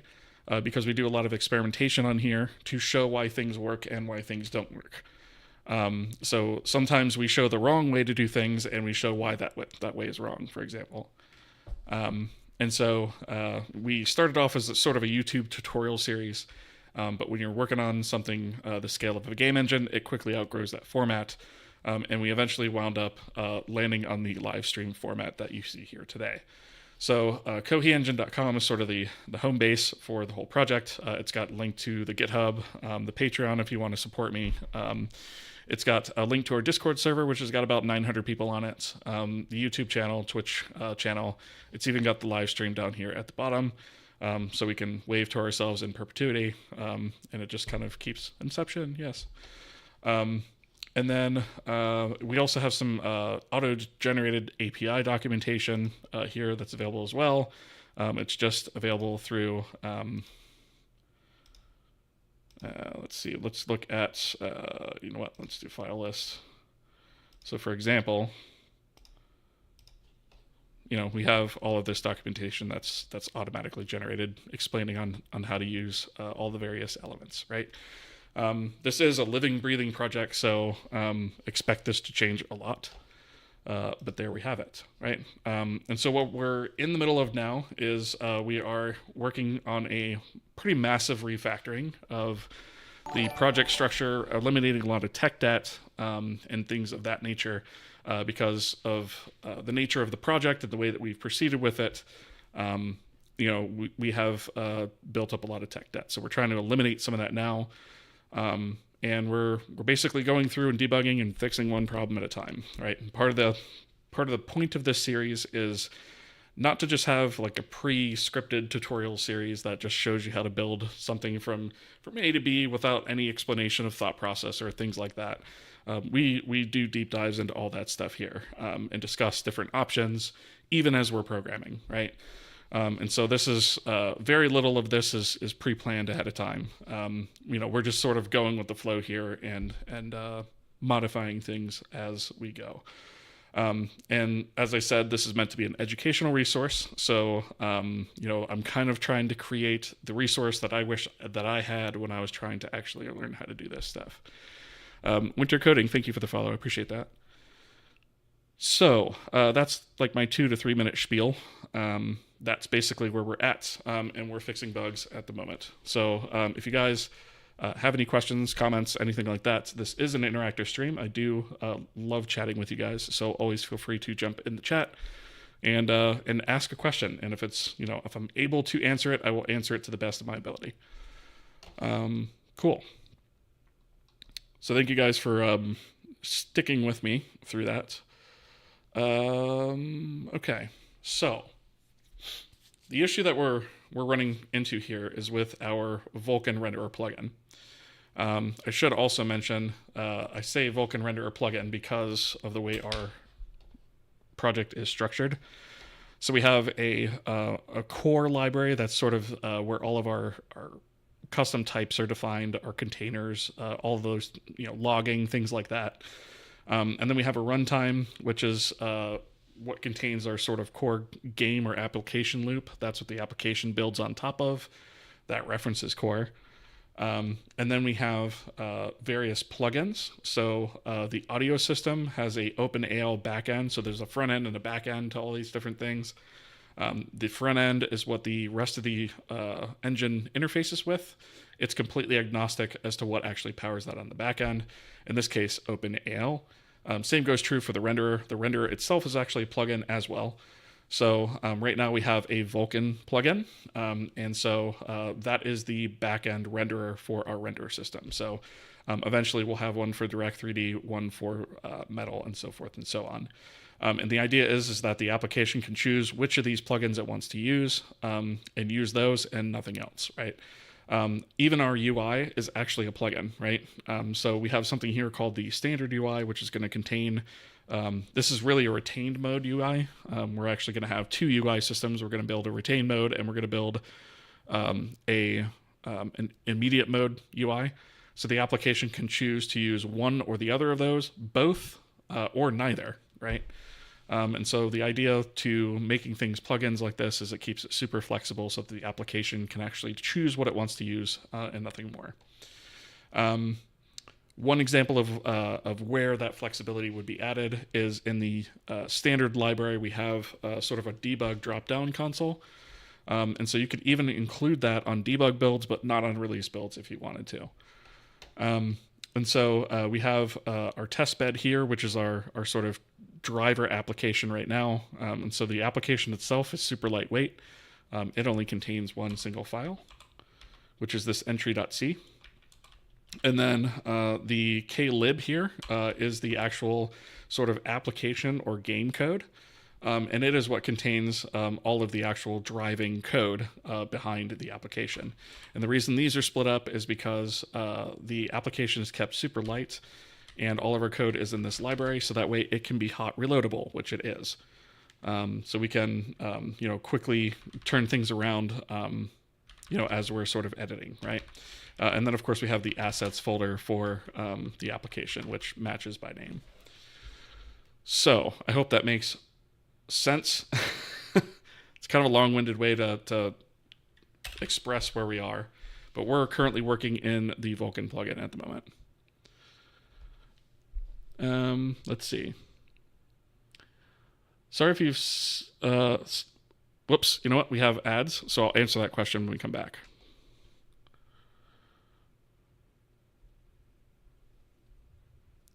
So for those of you who can still hear me, we do break the stream for ads. So that way nobody misses content. And I'll sort of repeat this when we come back from the ad break.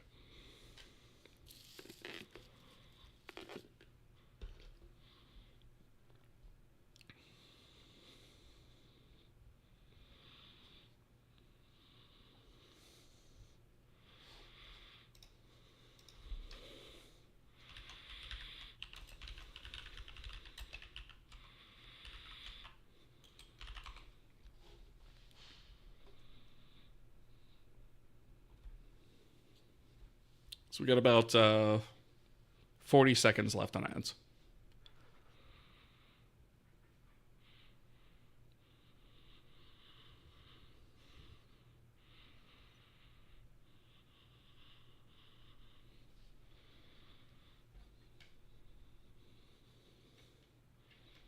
Almost done with ads.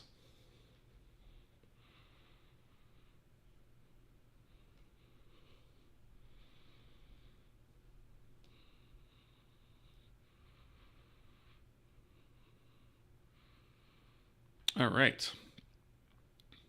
And ads are dead. Okay, so what I was going to mention before the ads came up, unfortunately the timer beat me to it, is on this stream, since it's a programming stream, I like to pause whenever ads come up, right? And that is because I don't want anybody to miss anything due to an ad screen covering the whole screen, right? So yeah, I just pause for the 90 seconds that those ads come up, and then we continue. All right, so let me answer a couple questions here in chat. Sorry if you said this already, but do you have any formal degrees or certificates, certifications? So you're going to laugh at this. So I did go to college, but not for programming. I went to college for game art and design. So I actually left the art side of it to do the programming side of it, which is not a typical path, right? I mean, I've been programming since I was 7. I started on MS-DOS. It was either 5 or 622. I can't remember the version at this point because I was 7, but I used QBasic back in the day. And so I've been programming for a long time. But I never actually went to school for it. I'm completely self-taught. So yes, I do have a degree, but it is not in programming. It is in game art and design. Just getting into graphics programming, OpenGL, how do you handle font rendering? So that is a very complex and interesting topic, actually. There are 2 ways to handle it. There are what's called bitmap fonts, where you have a sort of texture that includes all of your font data in it. For example, if I take a look, let's see, I think I can actually pull up an image right in this. So let me just go down here to, was it with fonts? I'm trying to remember. No, I think it was under textures. It's been a minute since I implemented this. It's actually been like 2 years. Let's see. I think it was, here we go. So a bitmap font has a predetermined set of characters, right? That is drawn into an image that looks something like this, right? And it generally is just ASCII characters or maybe some additional characters if you choose. And you essentially use texture coordinates, and you blit these things onto, quads typically, and you just render them to the screen, right? Yep. Yeah, exactly. You just render quads from the atlas. The other thing that we do here, which unfortunately I can't demo at the moment, is you can also use system fonts to do that. And that is a whole lot more complicated and tricky.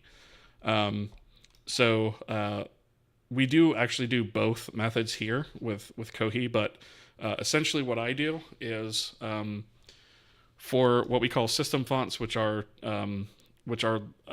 true type fonts, we load up the font. We say, okay, here's a given size, and then I generate A through Z, capital and lowercase, and some numbers and some other characters automatically. And I have a dynamic atlas. And what I do is every time I update a text control, I pass that entire string over to the system font and say, hey, is every character in this supported?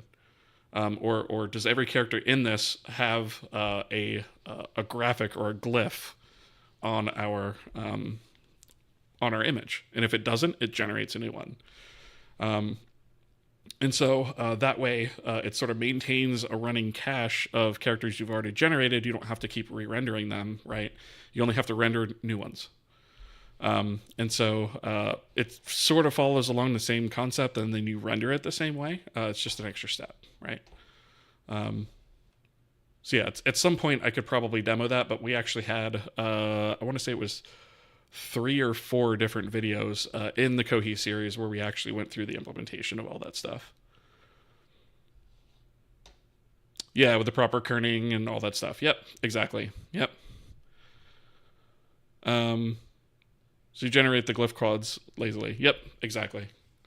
In the case of system fonts, yeah, because like we support UTF-8 in this engine as well. So one of the fonts that we use is actually, I can show I do have a screenshot of it on the repo itself.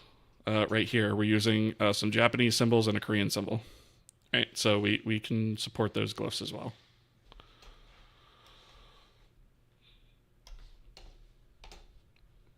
All right. I don't remember if that method generated a texture atlas, though. It seemed like it was dynamically allocating the buffers. In my case, I am generating a texture atlas. Yeah.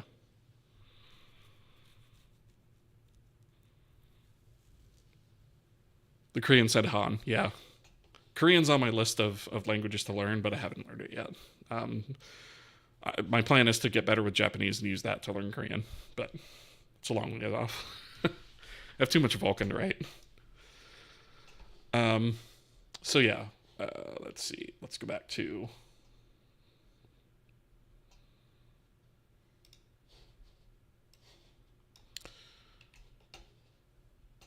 All right, so the issue that we're running into here is that we are trying to create a default texture. So we have this concept of default textures in our texture system that are actually generated by code, that are used anytime we have a missing asset, because we never want the engine to crash if there's a missing asset, right? Yeah, no problem. Vulcan might as well be Korean. Once you get used to it, it's patterns just like anything else, right? So we have this concept of default textures. So if we try to load a model that doesn't have its material set up right or something like that, we have a default texture to fall back on that is always going to be there because it's always generated in code. It doesn't rely on something existing on disk, right? And so the idea there is that we set up we actually set up some default textures. The problem is we have the ability to tack the actual texture upload portion of that operation onto the current frame's workload, right? So we can actually defer that to happen before the next frame actually draws. So that's what this include in frame workload is. However, at the time that we're creating the texture system and the default textures that go with that texture system, we have not yet created a window, which is part of our refactor, right? So what we're running into here is we have no current window. So we can't actually get or figure out what the current frame is to get the appropriate staging buffer, because we have one staging buffer per frame. And so the issue here is I think we would completely get around this if... Let's see. Include in frame workload. Oh, no, there's some refactoring we need to do. Okay. Single use.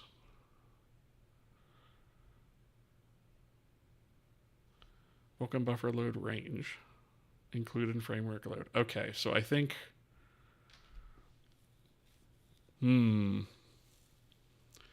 So the way that this really would need to work is what this is trying to do is trying to get the staging buffer for the current frame, which actually there are no staging buffers, right? Because the staging buffers are actually attached to the window as well. And so what that is going to mean is, since we don't have a staging buffer, we would actually need to, from the top, make sure that this texture write data flips this flag to false. But that's not going to completely solve the problem, looking at the code. Because we still have a reliance on the current frame here regardless of this, right? This Vulkan buffer load range has a include in frame workload.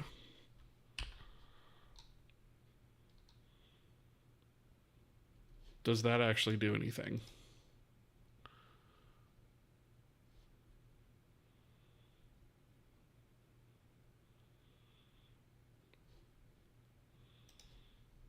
Vulkan buffer load range.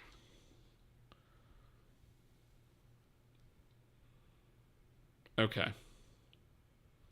So here is the issue. If, let's see. Wait a minute though. So we come in with Vulkan buffer load range. We get the internal buffer. We say if that buffer is device local, meaning it's GPU memory,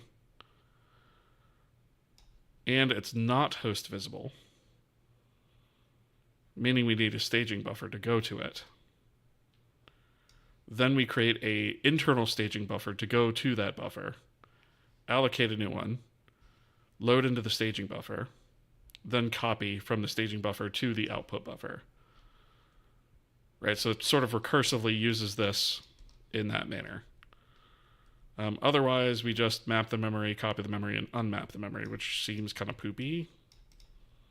But in our case,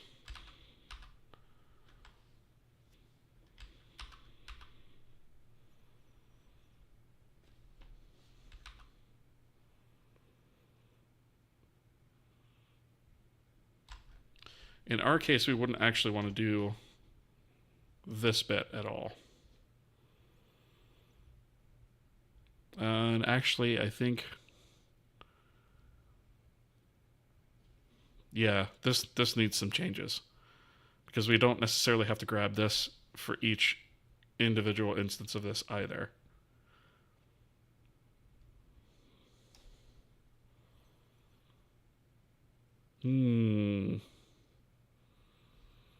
Okay, so what we really want to do here is, in this case, when we're writing the data, if we don't want to include it in a frame workload, then instead of doing this, we need to allocate a new staging buffer and use that. Otherwise, we fall back onto this logic. Oh, that's fun. Okay.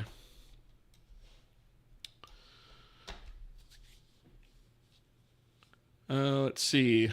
Winter Coding, first time chat, welcome. Welcome to the stream. Making a borderless gaming alternative app out of spite. The dev has the guts to charge $5 extra for dark mode. The app itself is $5, and then they commented, "Y'all stay mad." Yeah, I'm mad. There's no way you'll get $5 for dark mode. That's ridiculous. I hate microtransactions like that. They're poisonous to the industry, right? I can't stand that crap. I don't blame you. Like that and the advertisements that you see for like mobile games, and then you click it and the actual game that you get is nothing like the advertisement whatsoever. Like that crap just drives me absolutely bonkers. I've actually considered like making the actual game that some of those ads say that they're making, but then don't. Pay-gating your software behind Patreon is scum tier. I agree. Yep. I totally agree. And which is why I don't do that, right? Like, I have a Patreon, right? But it's solely for people to support my work. There's nothing paywalled behind it, right? Because I can't stand that crap either. Funny part is borderless gaming crashes for me after like 2 seconds every time I run it. So, oh, that's fun. And that's for something you paid for. So that's fantastic. Can't beat that. Okay. So, let's see. This is the problem child. You know what? I'm going to get rid of this app config for a second. So,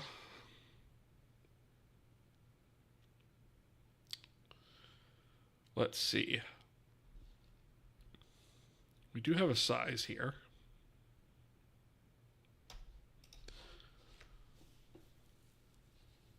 So we know how much data we need to upload, right? So we technically know how big we need to make our staging buffer as well.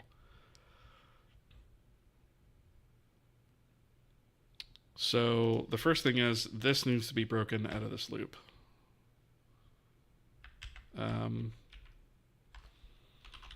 Right? That needs to be broken out of the loop. However,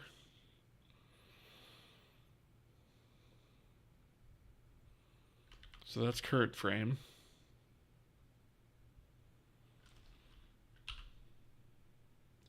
Let's take this, put it here, right? And then say if include in frame workload. Then we'll do that, right? Else staging equals render buffer create. What does that need? Needs a name, a render buffer type, right? So temp staging.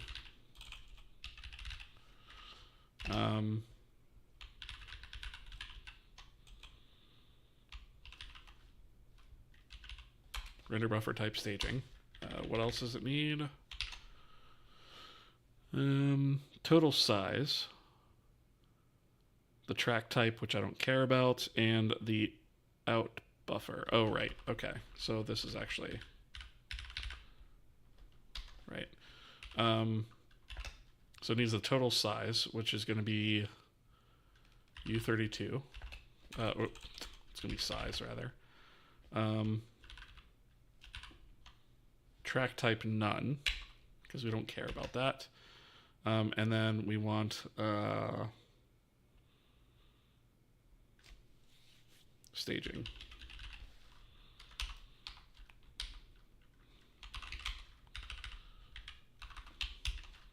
Right?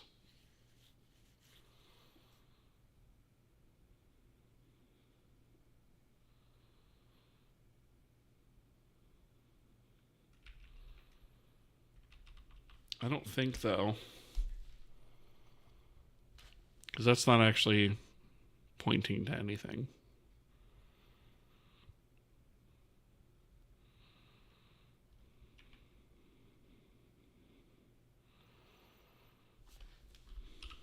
Let's do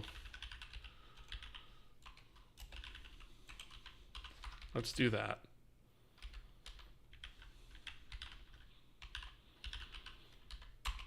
And then say staging equals address of temp. Right? Okay, so in that case, allocate load range. Transition layout, copy image from buffer, bitmaps, all that crap, end single use. Okay, so that's for each one of those. Oh, right, we probably need to do size times image count, actually. Because if we have more than one image, that could be an issue.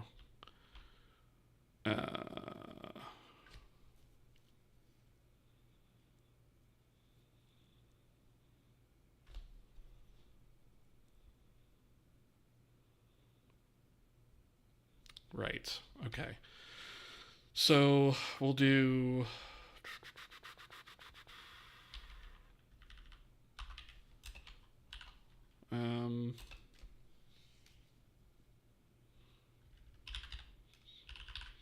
Texture data image count.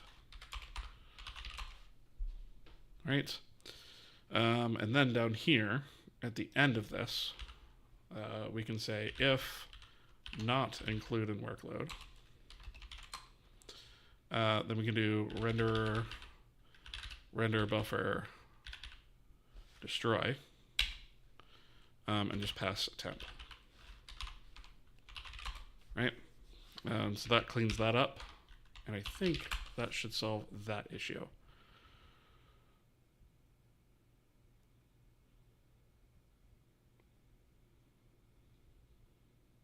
Now, the other half of this issue is going to be whatever is calling this needs to tell it to not include it in the frame workload. So let's actually just go ahead and run this because I need to see the call stack. Right, so we'll run this call stack.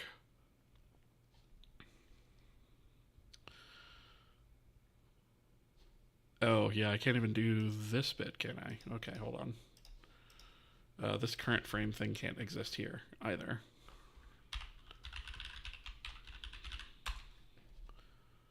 Okay, we don't use that anywhere outside of this, though, so that's fine.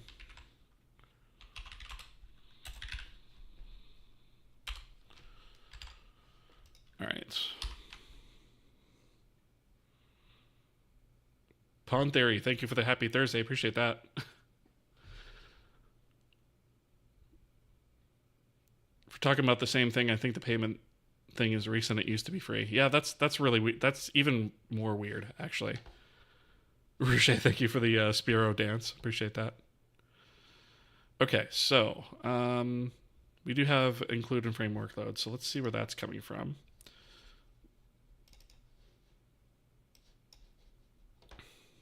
So render texture right data. Let's see. Oh, so that's just assuming true on that. Okay, I was hoping it was further up than that.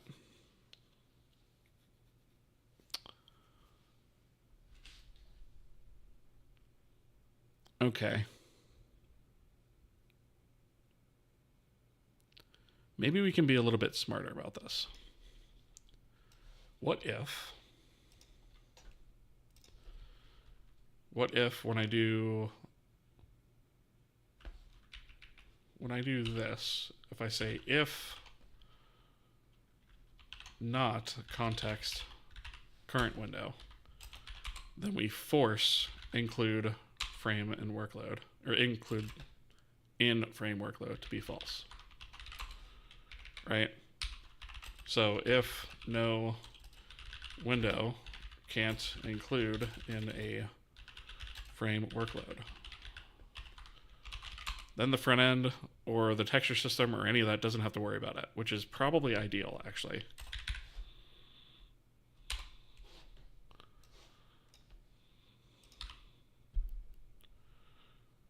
Okay, cool. So we moved on. We're getting some sort of assertion here.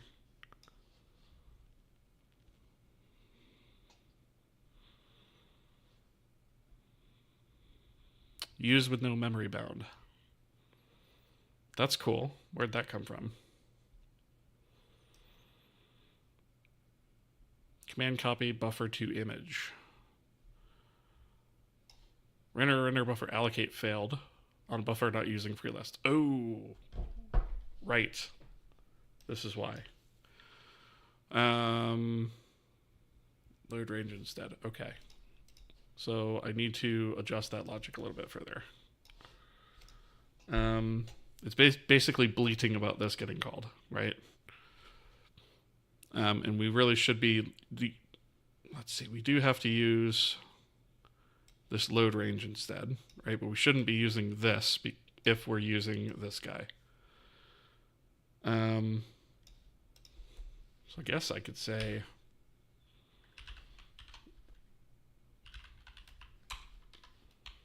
I can branch off of this again.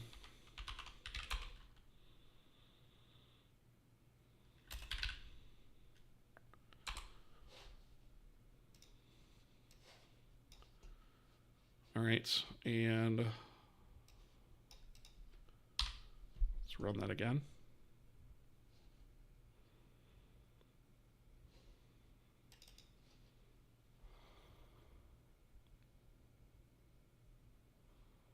Used with no memory bound. That did get rid of that warning, though. So that's good.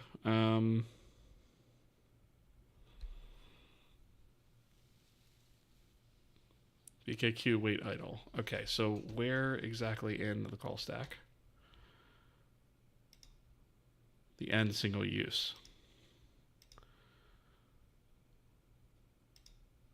So it's still this guy.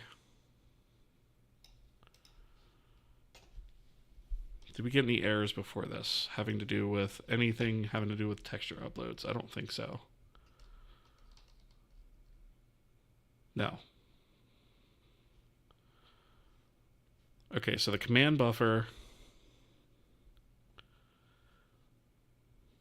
is bleating about no memory being bound.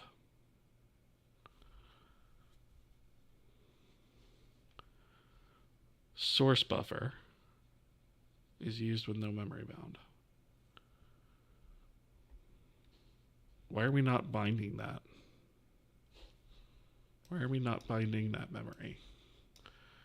Is the question.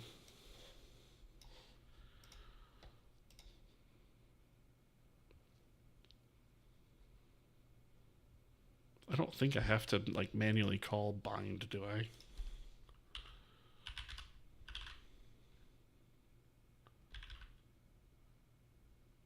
Oh, I guess I do. Let's call it with a 0 offset.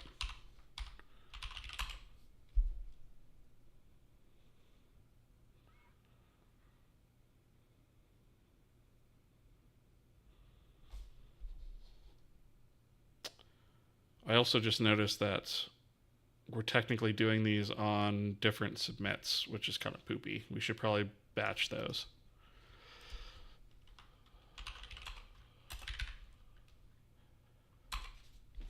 Of course, this is a bit of an exception case because most images aren't going to have more than one. So I don't know that I'm that worried about it, but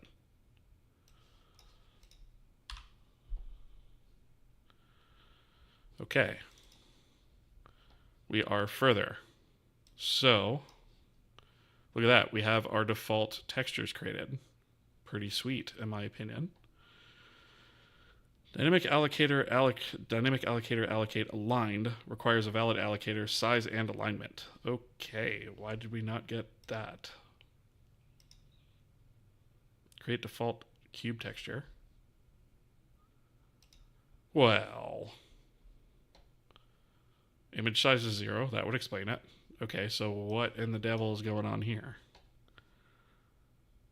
Well, okay. If width and height and channel count are 0, and how? Okay.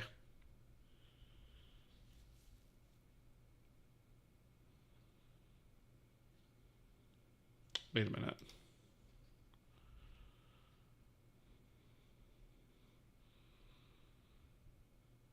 If we're creating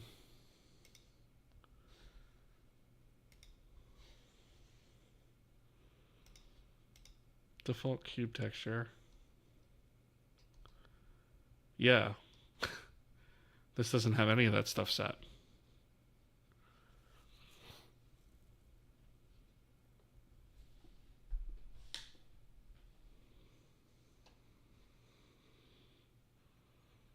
Okay, so I think for our default cube texture, are we setting any of this stuff elsewhere? Create default texture. Create an upload texture. Oh yeah, see, we're doing all this crap elsewhere. I guess I just forgot it for that cube texture. Okay, cool. All right, so let's kill that.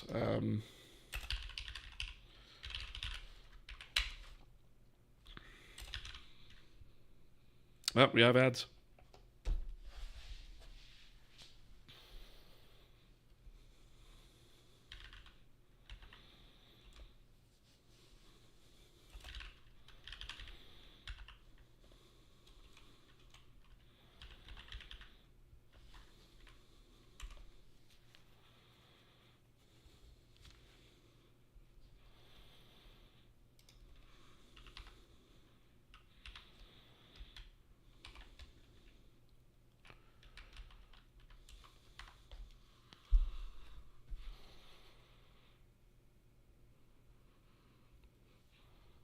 It's got about 50 seconds left on ads.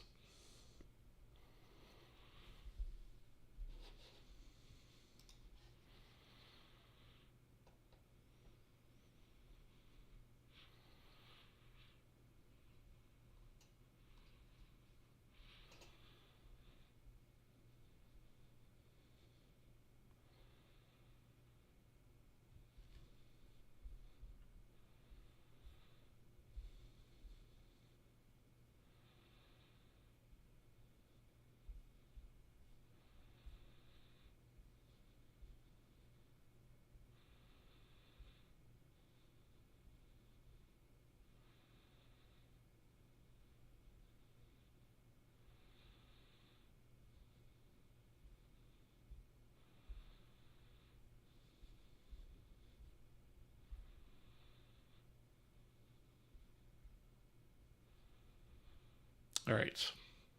Ads are dead. So, what we need to do is basically do this stuff, which is what was being done in the other functions, right? So, width is going to be text dimension. Channel count is going to be channels. Flags.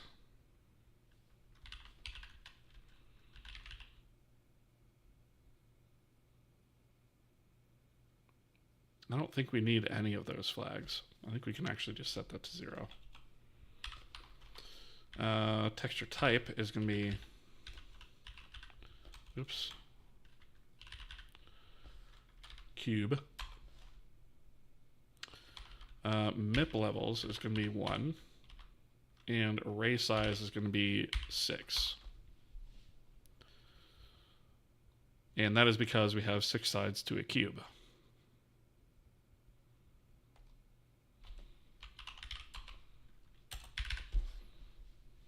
That's part of that refactor that we moved some stuff around there and just haven't exercised the code yet.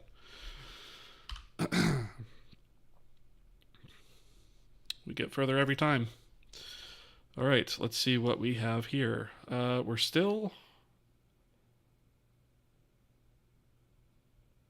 got a seg fault on this one. All right.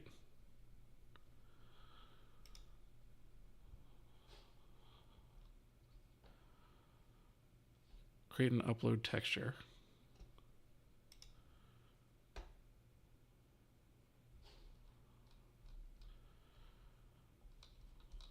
Oh, interesting. Okay, so wait, why was that a problem before that? Oh, I see. Okay, we actually handled this somewhere else. I do not actually need to do this. What we actually need is this is wrong. This should be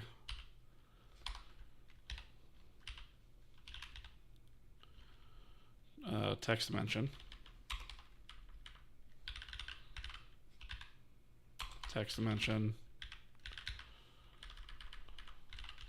channels, and then array size is going to be 6.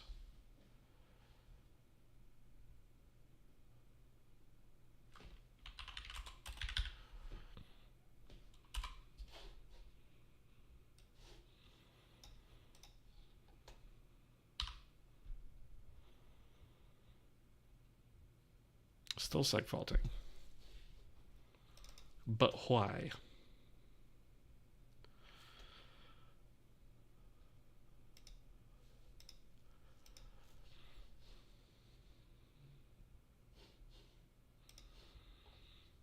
So let's see, did we did flip that to false. Okay. So it should be doing its own thing.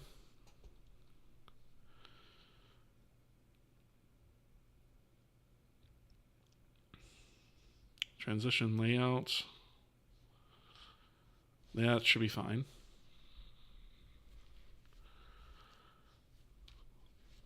Are we making any assumptions in here? I guess is the next portion of it, right? So when we go through to Copy image from buffer.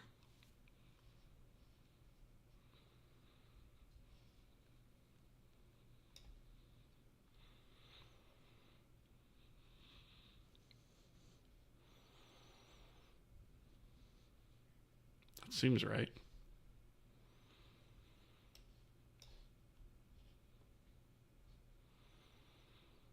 Image count is 1. That makes sense.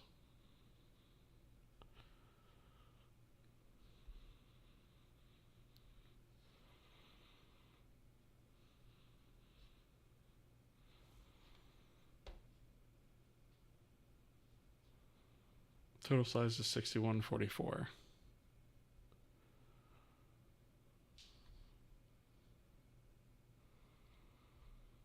Didn't we do size times 3?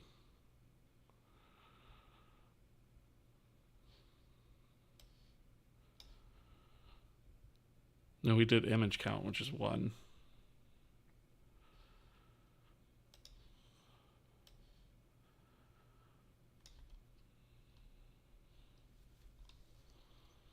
What is I?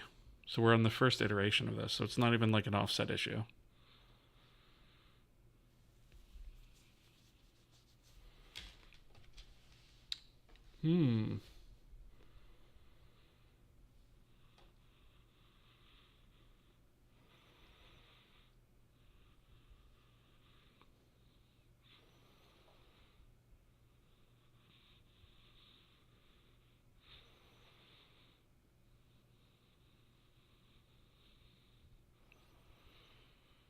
Well, Arnold, yes. You're talking about my ad screen? Yeah. Hi, will you consider using bindless? Maybe at some point, yes. I need to double check hardware support on that though, because there was something in the past that was keeping me from using it. So I need to verify that. Because what I don't want to have to do is write a bindless and a non-bindless pipeline. Right? I want to write one pipeline or the other. I don't want to have to do both. Nice addition, yeah. Yeah, it was funny. I was typing that out and yeah, I originally had like I'll be back and then the timer, and I'm like, my brain just went I'll be back, and that was it. You should make a game with your engine about cars, and their only sound can be vroom. I like that. I like that a lot, actually. That could even be the title of the game, maybe. It's funny. Deeply funny. I like that, Sinocon. All right. And it has to be mouth noises too, right? Even like gear changes, brake noises, tire squealing, all mouth noises. There's some random Vulcan proc that GTX 1060s don't support. Yes, right. And that might be what I'm thinking of, right? It might have been bindless that I was thinking of with that. Because, yeah, a 1060 is a super popular card. Like, I don't want to not support something that's, like, super. Well, just bindless in general, right? It's update after bind.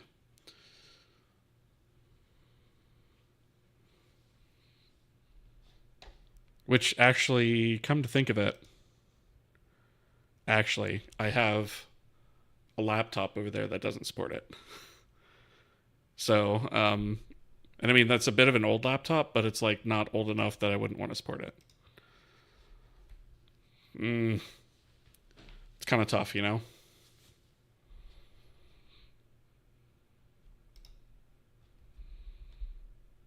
I guess it won't be as big of an issue like once I have multiple rendering backends. Except on Linux, really. Because like on Windows, I'd just say, okay, well, if you don't support it, then just use the DirectX. background, right? And for Mac, obviously we'll do metal on that. Yeah, I can't remember. It's been so long, honestly, since I've looked at buy-in lists and like all the steps that I would need to take to actually implement that. I'd have to research it. Yeah, we use Molten VK on for Mac OS support right now, but eventually we're going to have a metal backend. We're actually going to write a native metal backend, which should be interesting because I've never written anything in metal before. So that's going to be interesting, and we're going to do Direct3D 12 as well. I don't think I'm going to bother with 11, but I think we are going to do 12. All right. I think my brain is tired. I can't quite wrap my head around what I need to do to fix this tonight. I don't know why this is seg faulting. I've got to dig into that a little bit more. Something in the queue submit is seg faulting, and I don't know why. So I'll probably have to turn up my logging and figure that out. So I think we'll figure that out on the next stream. We made some pretty good progress tonight, actually. We figured out our windowing issues. We actually fixed our sound plugin, so it works as far as I know. We also fixed a bunch of other miscellaneous Vulkan issues as well. So I'm pretty happy with the progress we made tonight.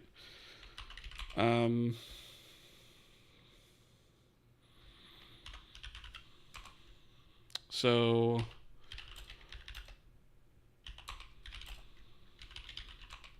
like that's all the stuff that we touched tonight. So gits, commits, fixed audio, plugin init, config, and front end config. Fixed various Vulkan renderer bugs. Still work in progress. All right, we'll go ahead and push this. Cool.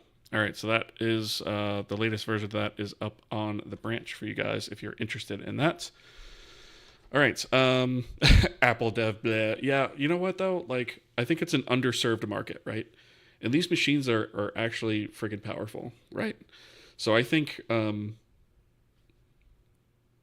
a lot of people out there that use them. And I think supporting that platform is important because I think a lot of people shy away from that. And it's like, well, you know what? Let's embrace the challenge, right? So we're embracing that challenge here. We do support the platform.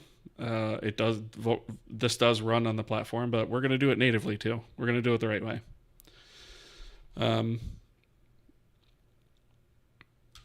The thing that puts me off is the whole notarization dev fee stuff. Yeah, I mean, I get that, but like, it's not that big of a deal, right? I think it's like $100 or something like that. And I don't even have to do that until I'm ready to actually have it signed, right? So like in the interim, I can literally just have it on GitHub. You could pull it, compile it, and use it. And until you get ready to release something with it, you don't have to pay that, right? So it's not really that big of a deal. It's a little bit of gatekeeping, but like it's not. I don't know. I feel like it keeps crapware away from it too, to some extent. But yeah, I get what you're saying, but it's not like prohibitively expensive or anything. Dirks, thank you for the follow. Appreciate that. All right, so what we're gonna do now is I'm gonna look for somebody to raid. And before I do, I just want to say thank you guys for being here tonight. I really appreciate it. And I would greatly appreciate any follows on either the Twitch side or the YouTube side. They greatly help me grow the channel, so I would really appreciate those if you'd be willing. And I'm just looking through the list here for somebody that I can raid.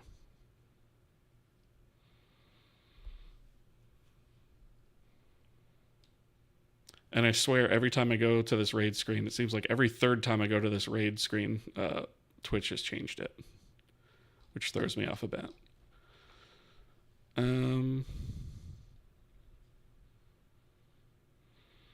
I definitely want to do...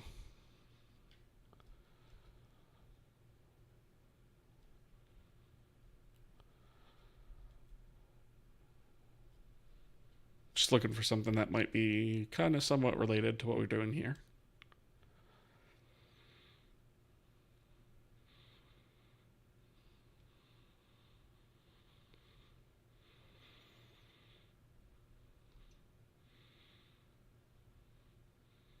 Oh, okay. Well, this is a little bit... I found this the other night, actually, as well. And I'm going to raid these guys again because it's super interesting. I'm going to have to raid and bail this time. But these guys are actually doing 6502 assembly on NES hardware, which I think is super interesting. So it's like even lower level stuff than what we're doing here. So yeah, I'm gonna go ahead and raid their channel. It looks like they're still at it. And it is L's Dragoon. So it's a team of two guys. I believe it's just the two of them that are working on building a game in assembly. So I think that's really cool. I want to support that, and yeah, I think that's about all I have to say on that. So thank you guys for being here. On the YouTube side, I will drop a link to you guys on to this particular stream that we're rating to, so that you guys can go to that if you want to. And that's about it. So I will see you guys on the next stream.